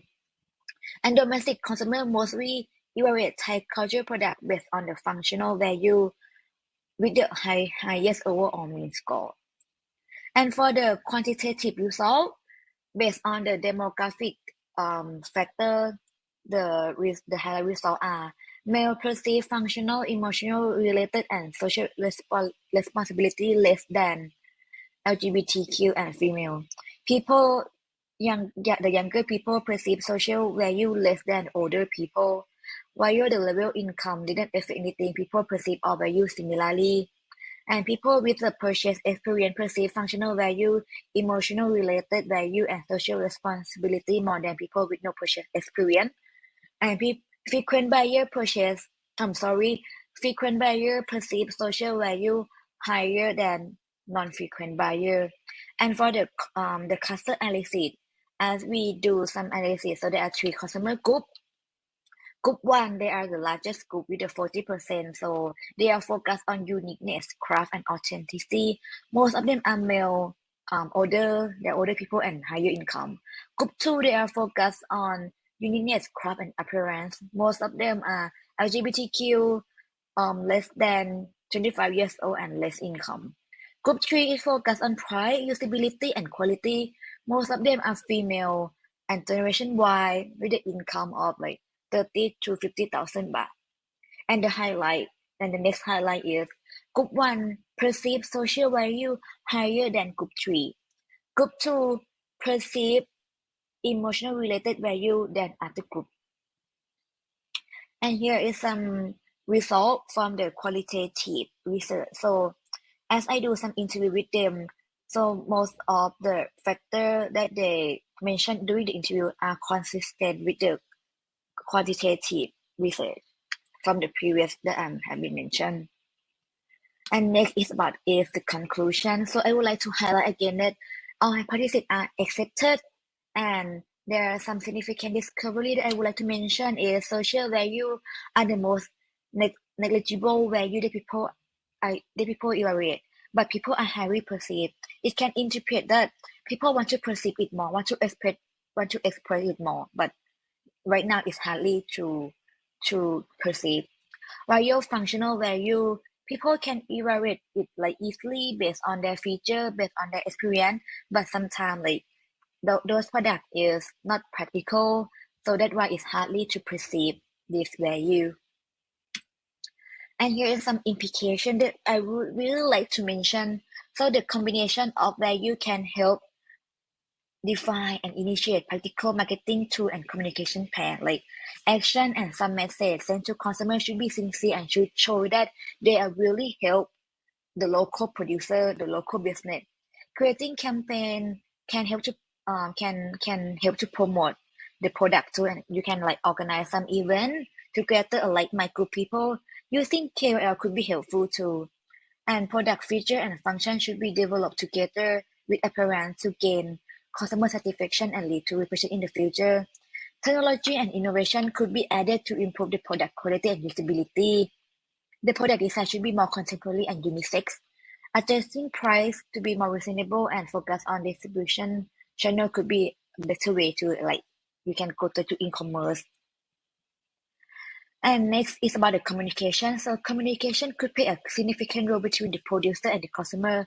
to understand the product value and create a brand image. So it can be like in many forms, like social media, content, banner, single image, and the content should be accessible and show the product strength.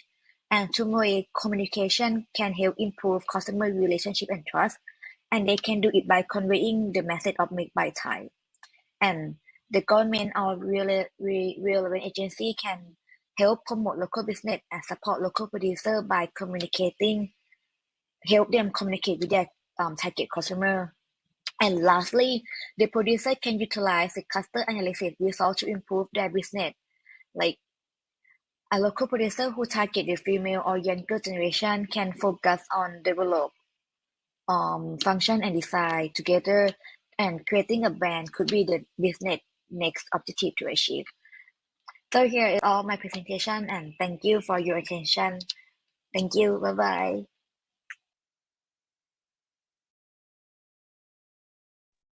Thank you so much, Ma'am Krishnan, for the beautiful presentation. Would you like to add something here? Yeah, so I think so my next implication, or I will add some subjective to my future research, maybe that I will focus more on some specific product category to be more specific, and so I can give more suggestion directly to the local producer. For example, I'm gonna focus on Thai silk with more modern design, focus on the Chinese product with their more modern design that can capture generation Y or the below, the younger people. Thank you. Thank you so much, ma'am. If anybody has any question regarding the presentation, they can ask in the chat box and the speaker will try to answer you there. Let's move forward.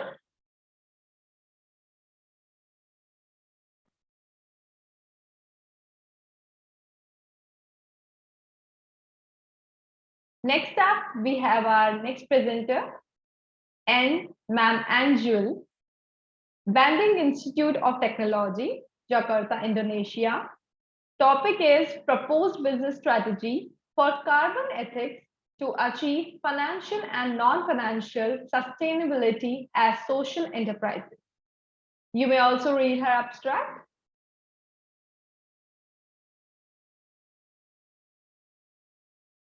And now we'll see the video.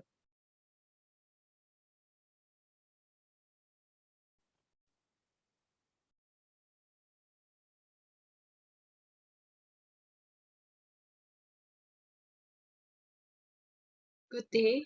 Firstly, let me introduce myself. My name is Anne. I'm an MBA student of School of Business and Management, Institut Teknologi Bandung, Indonesia.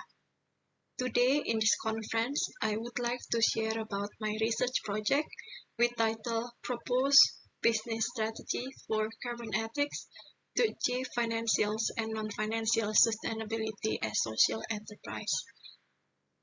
Let me share a bit about the background.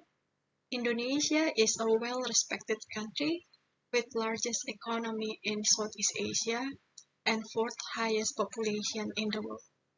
In the year of 2015, Indonesia government is committed to improve its emission reduction target. It's also an increase if compared to scenario of running things as usual, as well as from what is committed in 2010.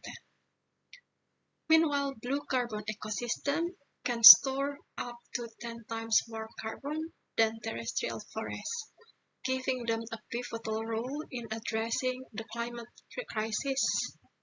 Indonesia's great ambition and commitment towards a low carbon and climate resilient needs participation from cross sectors and societies. Carbon Ethics co-founders met in One Young World Summit in 2018 in the Netherlands. They are representing their respective companies to contribute to solving the world's most pressing issues. Besides working on initiatives in their respective companies, the co-founders realized that there is an urgent issue that humanity is facing, the climate crisis. In May 2019, therefore, Carbon Ethics was founded aiming to accelerate the climate crisis through educating, reducing, and offsetting carbon footprint. Starting with basic initiative, Carbon Ethic is now an official non-profit organization and is able to partner with not only individuals but also with institutions. Carbon Ethics has purpose to take action in order to accelerate climate crisis through climate education and blue carbon ecosystem conservation, while improving the livelihood of coastal communities. They strongly believe in a community-based conservation model, placing Indonesian coastal communities at the heart of the conservation. By conserving with carbon ethics, people do not only create positive environmental change, but also advance social impact by directly enhancing the livelihood of coastal communities partners. Organization for Economic Cooperation and Development, OECD, defines social enterprise as the entrepreneurship that has its main goal to address pressing social challenges and to meet social needs in an innovative way while serving the general interest and common good for the benefit of the community. So generally, social enterprise primary target is on social impact in comparison to profit. They would prioritize the activities to support the most vulnerable segments and help to drive sustainable growth. But what about the organization sustainability itself? To succeed, this organization must deliver both social goals and financial objectives. Carbon Ethics started business in around 2019, aiming to accelerate the climate crisis through climate education and blue carbon ecosystem conservation. Within relatively time, Carbon Ethics has positively to social, environmental, and economic factors. 2021 has been an extraordinarily transformational year for them. They took risks to combine both vision and opportunity while trying to balance operational excellence at project site, servicing most important customer, which is the coastal communities. While Carbon Ethics continue to deliver positive impact and benefits to the community, to be successful, Carbon Ethics must adhere to both community and financial goals. Therefore, this raises questions for this research. What is the strategy to achieve carbon ethics, financials, and non-financial sustainability as social enterprise? A conceptual framework is developed to ensure that the solution is generated from a solid methodology and analysis. Data collection for this study is done combining primary and secondary data. Primary data via online in-depth interviews with internal and external stakeholders. Secondary data collected from journals, books, including online. The data processed for internal analysis using RIO framework, external analysis using FESTAL frameworks, also existing business model canvas, and then followed by SWOT analysis. One is all done, we did then business solution identification with several tools such as those analysis, social enterprise modeling analysis, and also take consideration of input from the in-depth interviews itself. Here are some of the outputs from the research, which is the PESTEL analysis. PESTEL analysis is important to analyze the important elements of external factors. These factors include political, economic, social, cultural, technological, ecological, legal, and politics. Indonesia is the sixth largest country for greenhouse gas emitter globally. Therefore, climate change impact is quite critical for the country. The Environment and Forestry Minister of Indonesia mentioned that the transportation and manufacturing sectors factor to about 64% of 2017 greenhouse gas emission. This rate will rise because of increasing demand of energy as well as manufacturing events that will grow the economic sector. Therefore, a new policy on climate, including carbon tax, would require to be supported as part of climate action plan. So that's an analysis from politics point of view. From economic perspective, according to the previous study, there are about 70% in the Indonesia social enterprise that are still in the early stage. These organizations are mostly still working to find the right business models. Therefore, not many benchmark organizations for social enterprise to leverage as reference. And then many social entrepreneurs are not familiar or have visibility on the options of financials availability. Technology, the rapid progression of artificial intelligence, robotics, and digital automation in the operation has significantly fast-tracked in the recent years. So social enterprise needs large capital to be able to adopt and optimize the possible value of these trends. This could be by either built in the internal system, through grant and donation, or via collaboration with technology owner to be combined in the organization. Environment. The Earth experienced an increase of temperature about 1.5 degrees Celsius in the next 2 decades. It's possible to hold this increase at 1.5 degree before the end of the century. However, it will require a dramatic change. So carbon offsetting emerged as an opportunity to support limiting the temperature increase. Last but maybe the most important one is the law aspect. President of Indonesia, Joko Widodo, just signed the Presidential Regulation number 98 of 2021 about the implementation of carbon economic value. This is to achieve the NDC goals and to manage the greenhouse gas emission. This is quite the same timing as the 26th of the United Nations Climate Change Conference, COP26 in Glasgow. This regulation canceled the previous versions related greenhouse gas, such as Presidential Regulation number 61 of 2011. This new policy was passed and to be actualized starting the 29th of October 2021 and really becoming a game changer.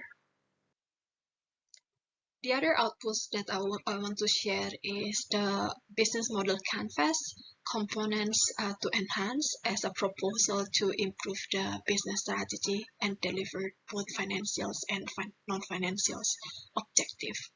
One is on revenue stream. Capital for seeding stage is critical component to secure to fund other components such as technology, digital, and innovation. This could be done through fundraising focusing on corporate or young successful individuals with passion on sustainability. And then key resources. Technology is critical element as key enabler for product, process, and marketing innovation. These need to be included as key resources. The technology setup could be explored via partnership with technology giant who has sustainability missions, or could be also through fundraising activities. Human resource would require solid talent development and retention plans. And the next component is key activities. With primary customers are young segment, strong digital strategy and execution should be part of their key activities. Therefore, digital advancement is very important. Example from other social enterprise could be used as reference. Last one is key partner. Some new partnership opportunities with academics, for example, for the seedling, planting, and monitoring technique partnership, or with other business on best practice exchange with a competition approach, or with community on program engagement and funding support, with government for policy enforcement, especially on presidential regulation number 98 of 2021 implementation, or with media on program amplification. This could be with offline as well as with online media partner. So that's my presentation for today. Thank you so much for your attention.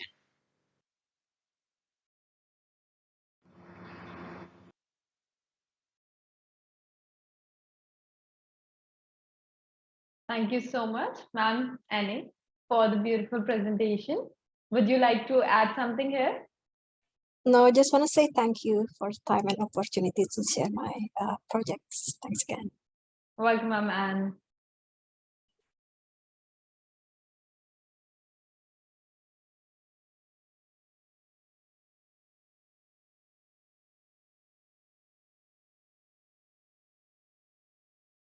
Now we'll move forward.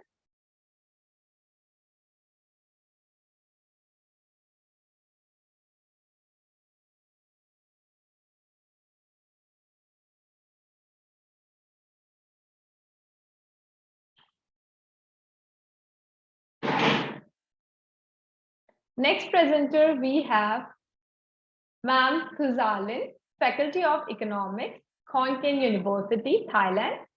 Her topic is Gender and Work-Family Balance, Evidence from Northeast Thailand. You may also read her abstract. And now we'll see the video.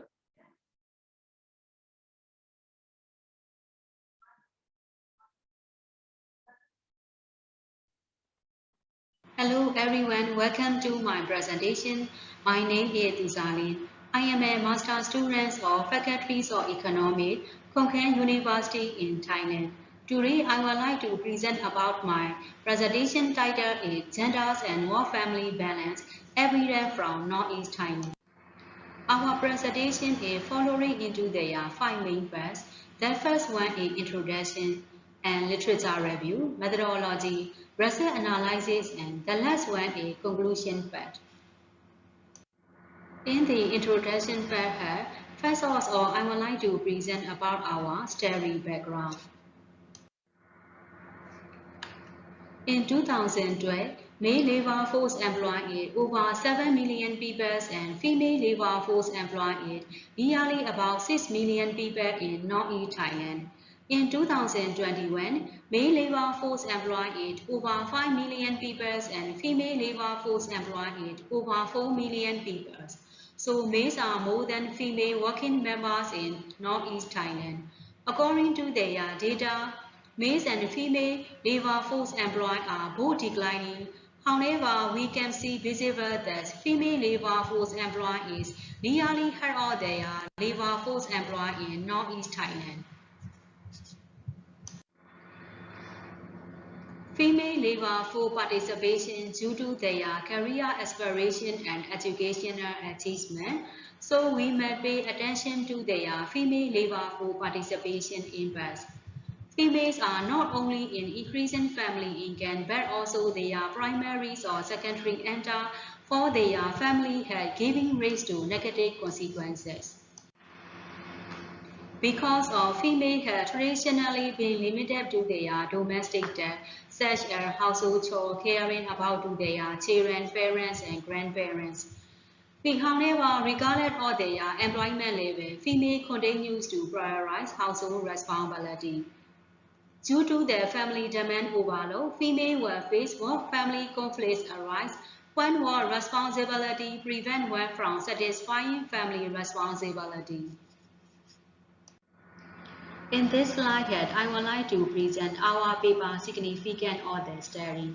Nowadays, the gender affairs take her educate and the challenges of work-family balance is very considerable in many countries.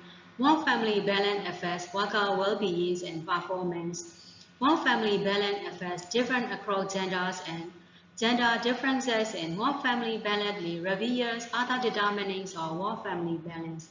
This literature shows that work family balance is a major factor impacting our well-being because our work and family are the most significant aspects of individual lives.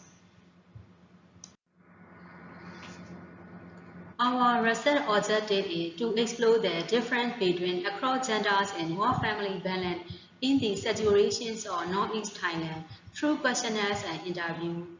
Our research questions are: do men and women differ in work family balance, and what determines work family balance? We want to know this because we want to help people achieve it. If men and women experience differences in work family balance, we want to know what drives this difference. And the next part is literature review part. This is our theoretical framework. After reviews of literature, I grouped different determinants of work family balance into three main variable categories. The first one is family measurement variable category. In this group has nature of spouses, numbers of children, family support culture, family workload.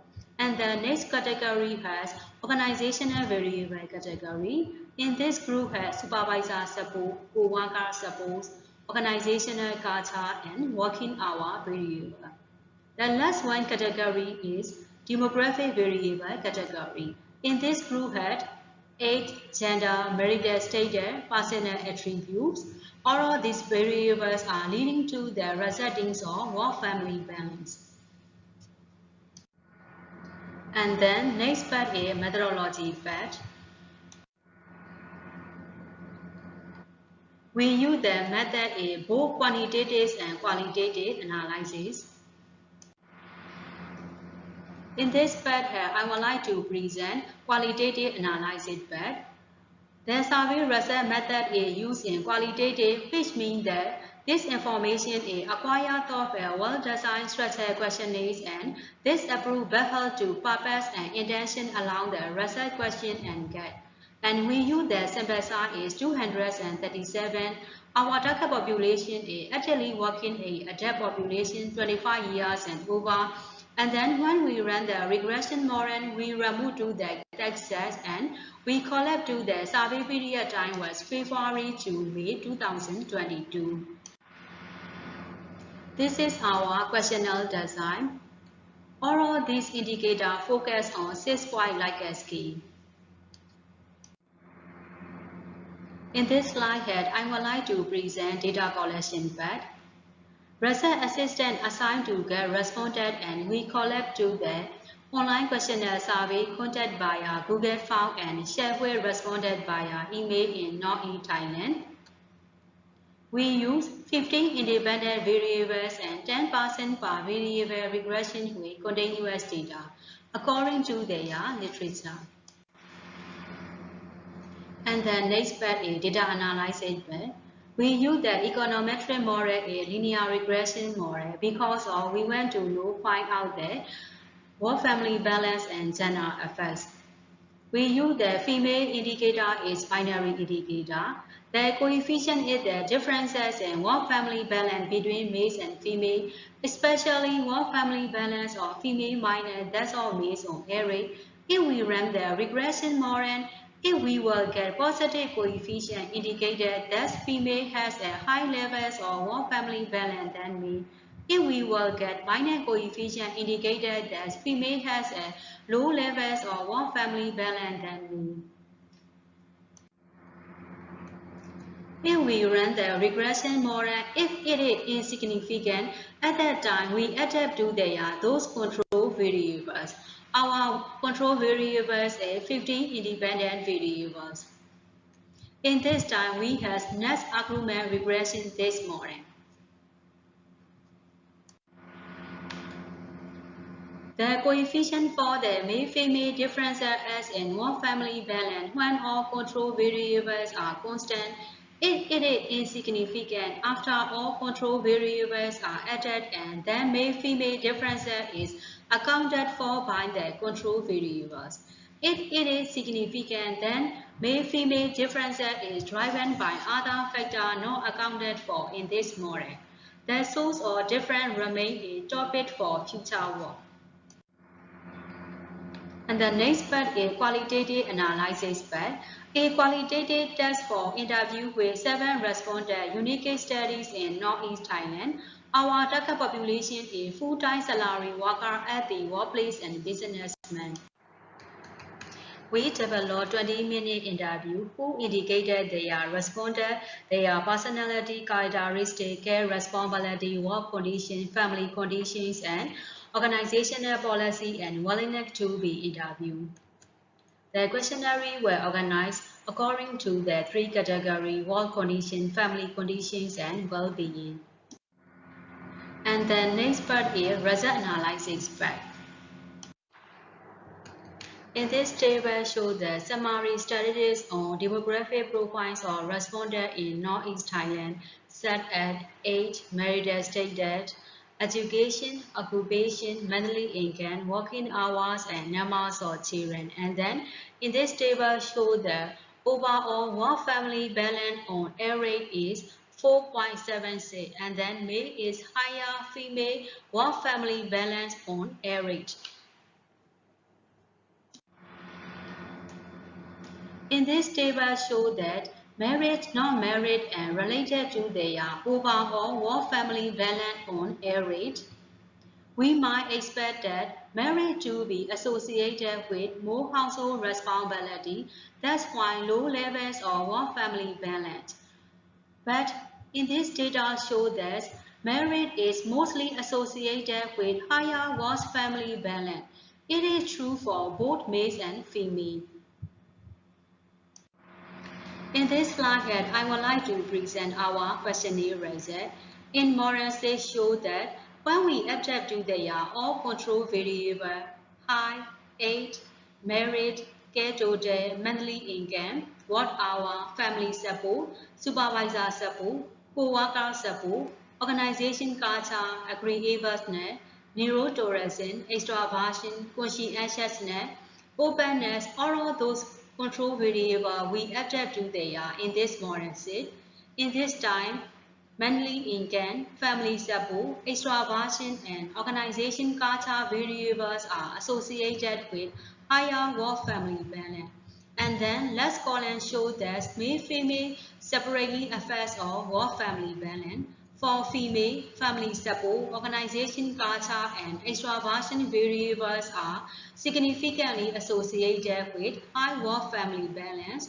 For male, monthly income, organization culture, conscientiousness variables are significantly associated with high work family balance. In this slide, I would like to present our interview results. In our interview result, males and females were also struggling, but their individual perception, priorities, and personality drove the differences in genders. Marital status were visible to no affects work family balance. And then, according to their interview result, workload is a very important factor in work family balance. Family view demand has no effects on work family balance.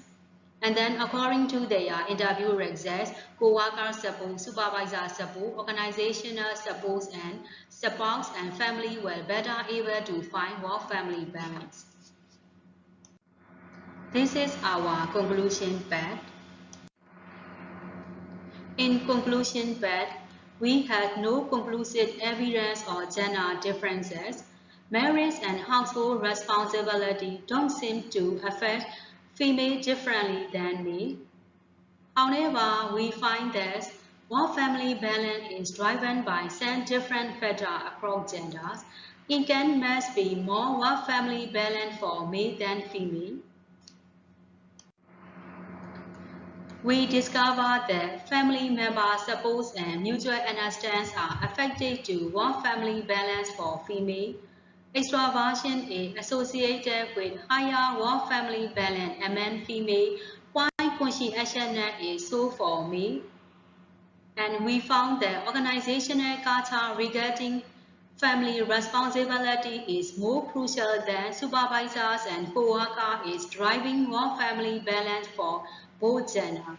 So to improve work-family balance, we must address organizational culture. In this pathway, I would like to present our paper limitation and suggestion for future study. One of our limitations is convenient sampling method is not represented of their demographic population. Because of this project limited strong generalized inferences to the largest population. And then this study considers only currently working age adult and may underestimate gender differences in work family balance since married women are less likely to work. Future studies should be focused on specific features or organizational culture that improve work-family balance. Future studies should be focused on separately work-family balance by job type. This is my another presentation. Thank you for kind of attention. If you have any question, you can ask me anytime and you can contact our mail address. Thank you so much.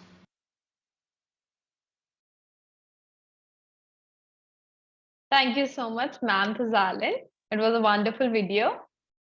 You can add something here if you wish like. No, I have no, but I would like to say thank you for your participation in your international conference. Thank you so much, ma'am. If anybody has any question, they can ask in the chat box. The speaker will try to answer you there. Moving forward towards our last presenter of the day.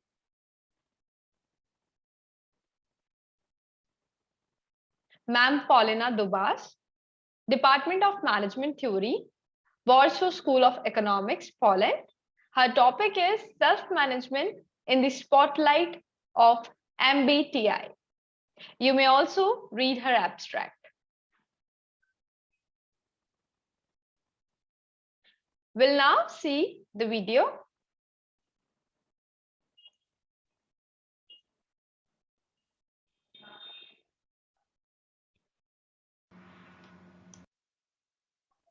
Ladies and gentlemen, welcome on the 7th International Conference on Business Economics, Law, Language and Psychology. My name is Paulina Dubas. I am a third-year PhD student of Warsaw School of Economics in Poland. Today I would like to present to you my research topic, which is the self-management in the spotlight of MBTI. If any of you would like to contact me after the conference, feel free to do so, and my email is just here, and this is paulinadariadubas@gmail.com. Let me shortly introduce you the agenda. First of all, I would like to show you the conceptualization of the notions. So to introduce you what the self-management exactly is, also to explain the notion of the turbulent environment, and then the MBTI personality types. After that, I would like to go through the scientific research, so the research goal, the research study and the findings. In the end, I will do the self-evaluation and highlight the limitations and the recommendations for further research. So to start with, what does self-management exactly is? According to the literature, the self-management corresponds with self-regulation, self-control, and self-leadership. And this is particularly to engage in a type of behavior, and this behavior leads to achievement of specific goals. This was also confirmed by the research study, by the qualitative research study I've done. According to Munson and Sims, the self-management consists of 5 elements. This is the self-observation, self-goal setting, self-cueing, self-reinforcement, and self-punishment. So to speak about the self-management, it is also important to introduce the turbulent environment. And this will explain the context for the study itself. So according to Janasz et al., the business environment that the companies are operating today is called turbulent. And this is manifested by the complexity within the processes. Also by the speed of changes, for example, the product innovations. Thirdly, it is difficult to predict the states of the environment. So, for example, to predict the pandemic or the war, it was actually unbelievable. The fourth is the high degree of risk between the processes. What is more, many organizations that operate today on the market has the hierarchical structures. The hierarchy contributes to the hardening of the organizational framework. It creates barriers between levels, and according to Mrówka, it creates also the communication barriers.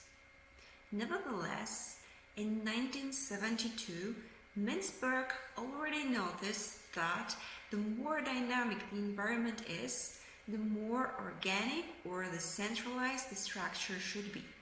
So this leads us to the short conclusion that the more turbulent environment is, the more decentralized, the more self-managing organizations should be. Second notion from the research topic is MBTI, and this stands for the personality types. MBTI means literally the Myers-Briggs type indicator, and it was invented in 1942 by the Isabel Briggs Myers and the Catherine Cook Briggs. This was a daughter and mother, and they based their concept on the Carl Jung personality theories. The MBTI consists of 4 categories, and each category has 2 dichotomous components. So, to start with, focusing energy, here we can divide people on the preference of introversion or extraversion. Second, decision making, here we have the preference of sensing or intuition. Third, the data collection, here the people shows the preference of thinking or feeling. And the fourth, managing the words surround us, people divided on the judging preference or the perceiving preference. As a result of different combinations, we obtain the 16 personality types. What is particularly important, Randall, Isaacson and Circo in their paper from 2017 confirmed the validity and reliability of the indicator, and this basically means that it can be widely used in the empirical research. What is the research goal then? The purpose of the study is to determine an individual's self-management capacity by using the MBTI. Secondly, it is important to determine the conditions in which particular personality type manifests self-management in the work context. And this research topic is actually important not only for academia but also for business. It will change the management styles and influence the incentive programs. So to find these important answers, the qualitative research has been conducted. I've done 72 semi-structured interviews with 39 women and 33 men as a purposeful sampling. Here we can see the questionnaire. The questionnaire contained 8 permanent questions. I've also asked the side questions. There were also 1 scale question, and it was connected with the elements of the self-management. In the end, I asked the participants to fulfill the MBTI personality test. What are the first findings? So first of all, the type with F preference, so the feeling preference, indicates the need for support. And this basically means that they would like to have the supervisor just around the corner, or to feel the support from the supervisor, to feel that he cares for them. Secondly, the type of J preference, so the judging preference represent a dominant need for autonomy and decision making, and this is so hard that these people are even eager to change the company if such conditions would not occur. Thirdly, self-management is visible among specialists and among freelancers. What are the limitations? So it is important to note that on the day of preparing this presentation, 21 transcriptions have been done. So for the preliminary conclusions I showed you, all notes and observations were used. Secondly, there were 15 out of 16 personality types participating in the study, and one type is still missing. So what are the recommendations?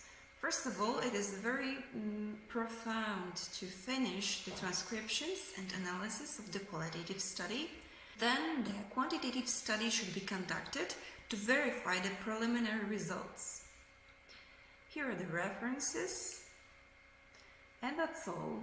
Thank you very much for your attention and time. I will highly appreciate your feedback, questions, or comments. Feel free to contact me at my email. Actually, in any case, if you are also interested in this topic, feel free. So it is paulinadariadubas@gmail.com. Thank you.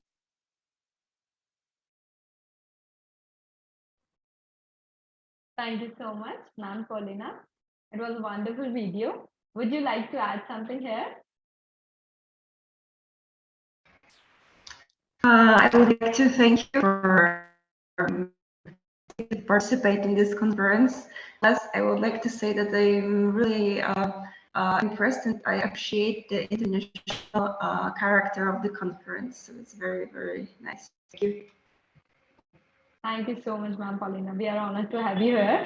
Anybody, if anybody has any question, please ask in the chat box. The speaker will try to answer you there.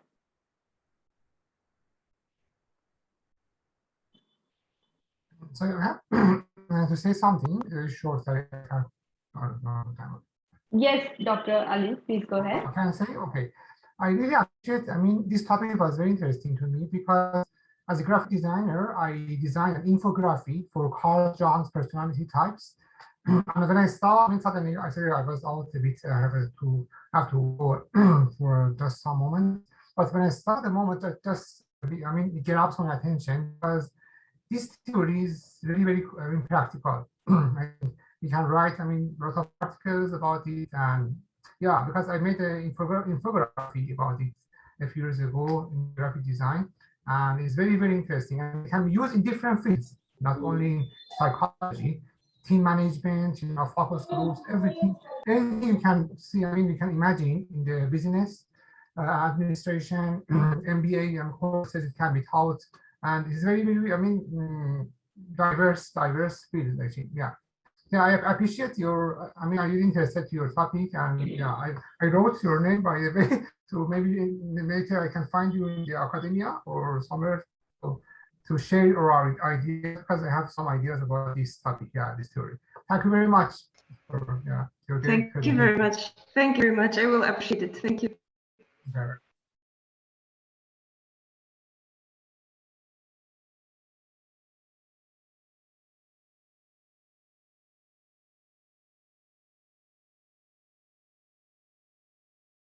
Okay, so now we'll end the conference. Before that, I would just like to share the piece of information that we have also launched a free of cost of all teaching and education summit for all the researchers, practitioners, students, and educationalists. Till now, we have conducted 3 summits successfully, and the 4th summit will be conducted on 16th August 2022. Also, you may get certificate for summit by paying us USD 55 only. Thank you all. With a great pleasure and enthusiasm, I would like to conclude that the conference was a great success. Many people have contributed in different ways to turn this event into a smoothly running conference with very interesting presentations. This conference has resulted in good decisions and networking. I owe my gratitude to all presenters and patient listeners, to the coordination and the whole staff of Eurasia Research for their constant support. I would also like to thank all the universities and institutes who have sponsored our participants and people who have directly or indirectly contributed in the smooth conduct of this conference. Thank you all. And also, I would just like to ask about the feedback. So we'll start with Dr. Victoria. Can you please share your feedback? First, congratulations to all presenters. We researchers do researches to generate knowledge and share information. So again, congratulations to all presenters. Keep on doing researches. Keep on doing or keep on participating in this kind of conference. I've been in this group since 2016. So I gained a lot of experience, insights from the researcher, from the presenters. And sometimes I get some ideas, research ideas from them. Again, thank you, and keep on doing research. That's all. Thank you, Dr. Victoria. Thank you so much. Ma'am Paulina, can you share your views? No, actually, I can summarize that. I really enjoyed this conference. All the participants had great presentations. I wish you good luck with your researches for you to discover. Yes, profit years. Good luck. Thank you so much, Ma'am Paulina. Ma'am Tuzalin, would you like to add something here? Yes, thank you for your organizing, because today I had a lot of new experience and new knowledge for this conference. Thank you so much. Thank you so much, ma'am. Sir Ali, would you like to add something too? Sure, thank you very much. As I said, I mean, this conference was a great platform, great opportunity to share our knowledge in different areas. Each person has great ideas. All of the articles were very interesting. I really enjoyed all of them, and it was a great opportunity for us to share the knowledge here. And I hope I can participate in the future conferences. Here. Thank you very much for everything, for all the participants. Thank you so much, Dr. Ali. Ma'am Gulli, would you like to add something here too?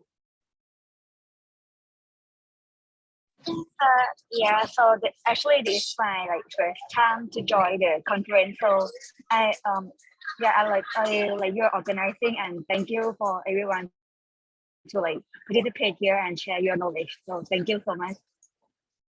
Thank you so much, ma'am. Thank you all.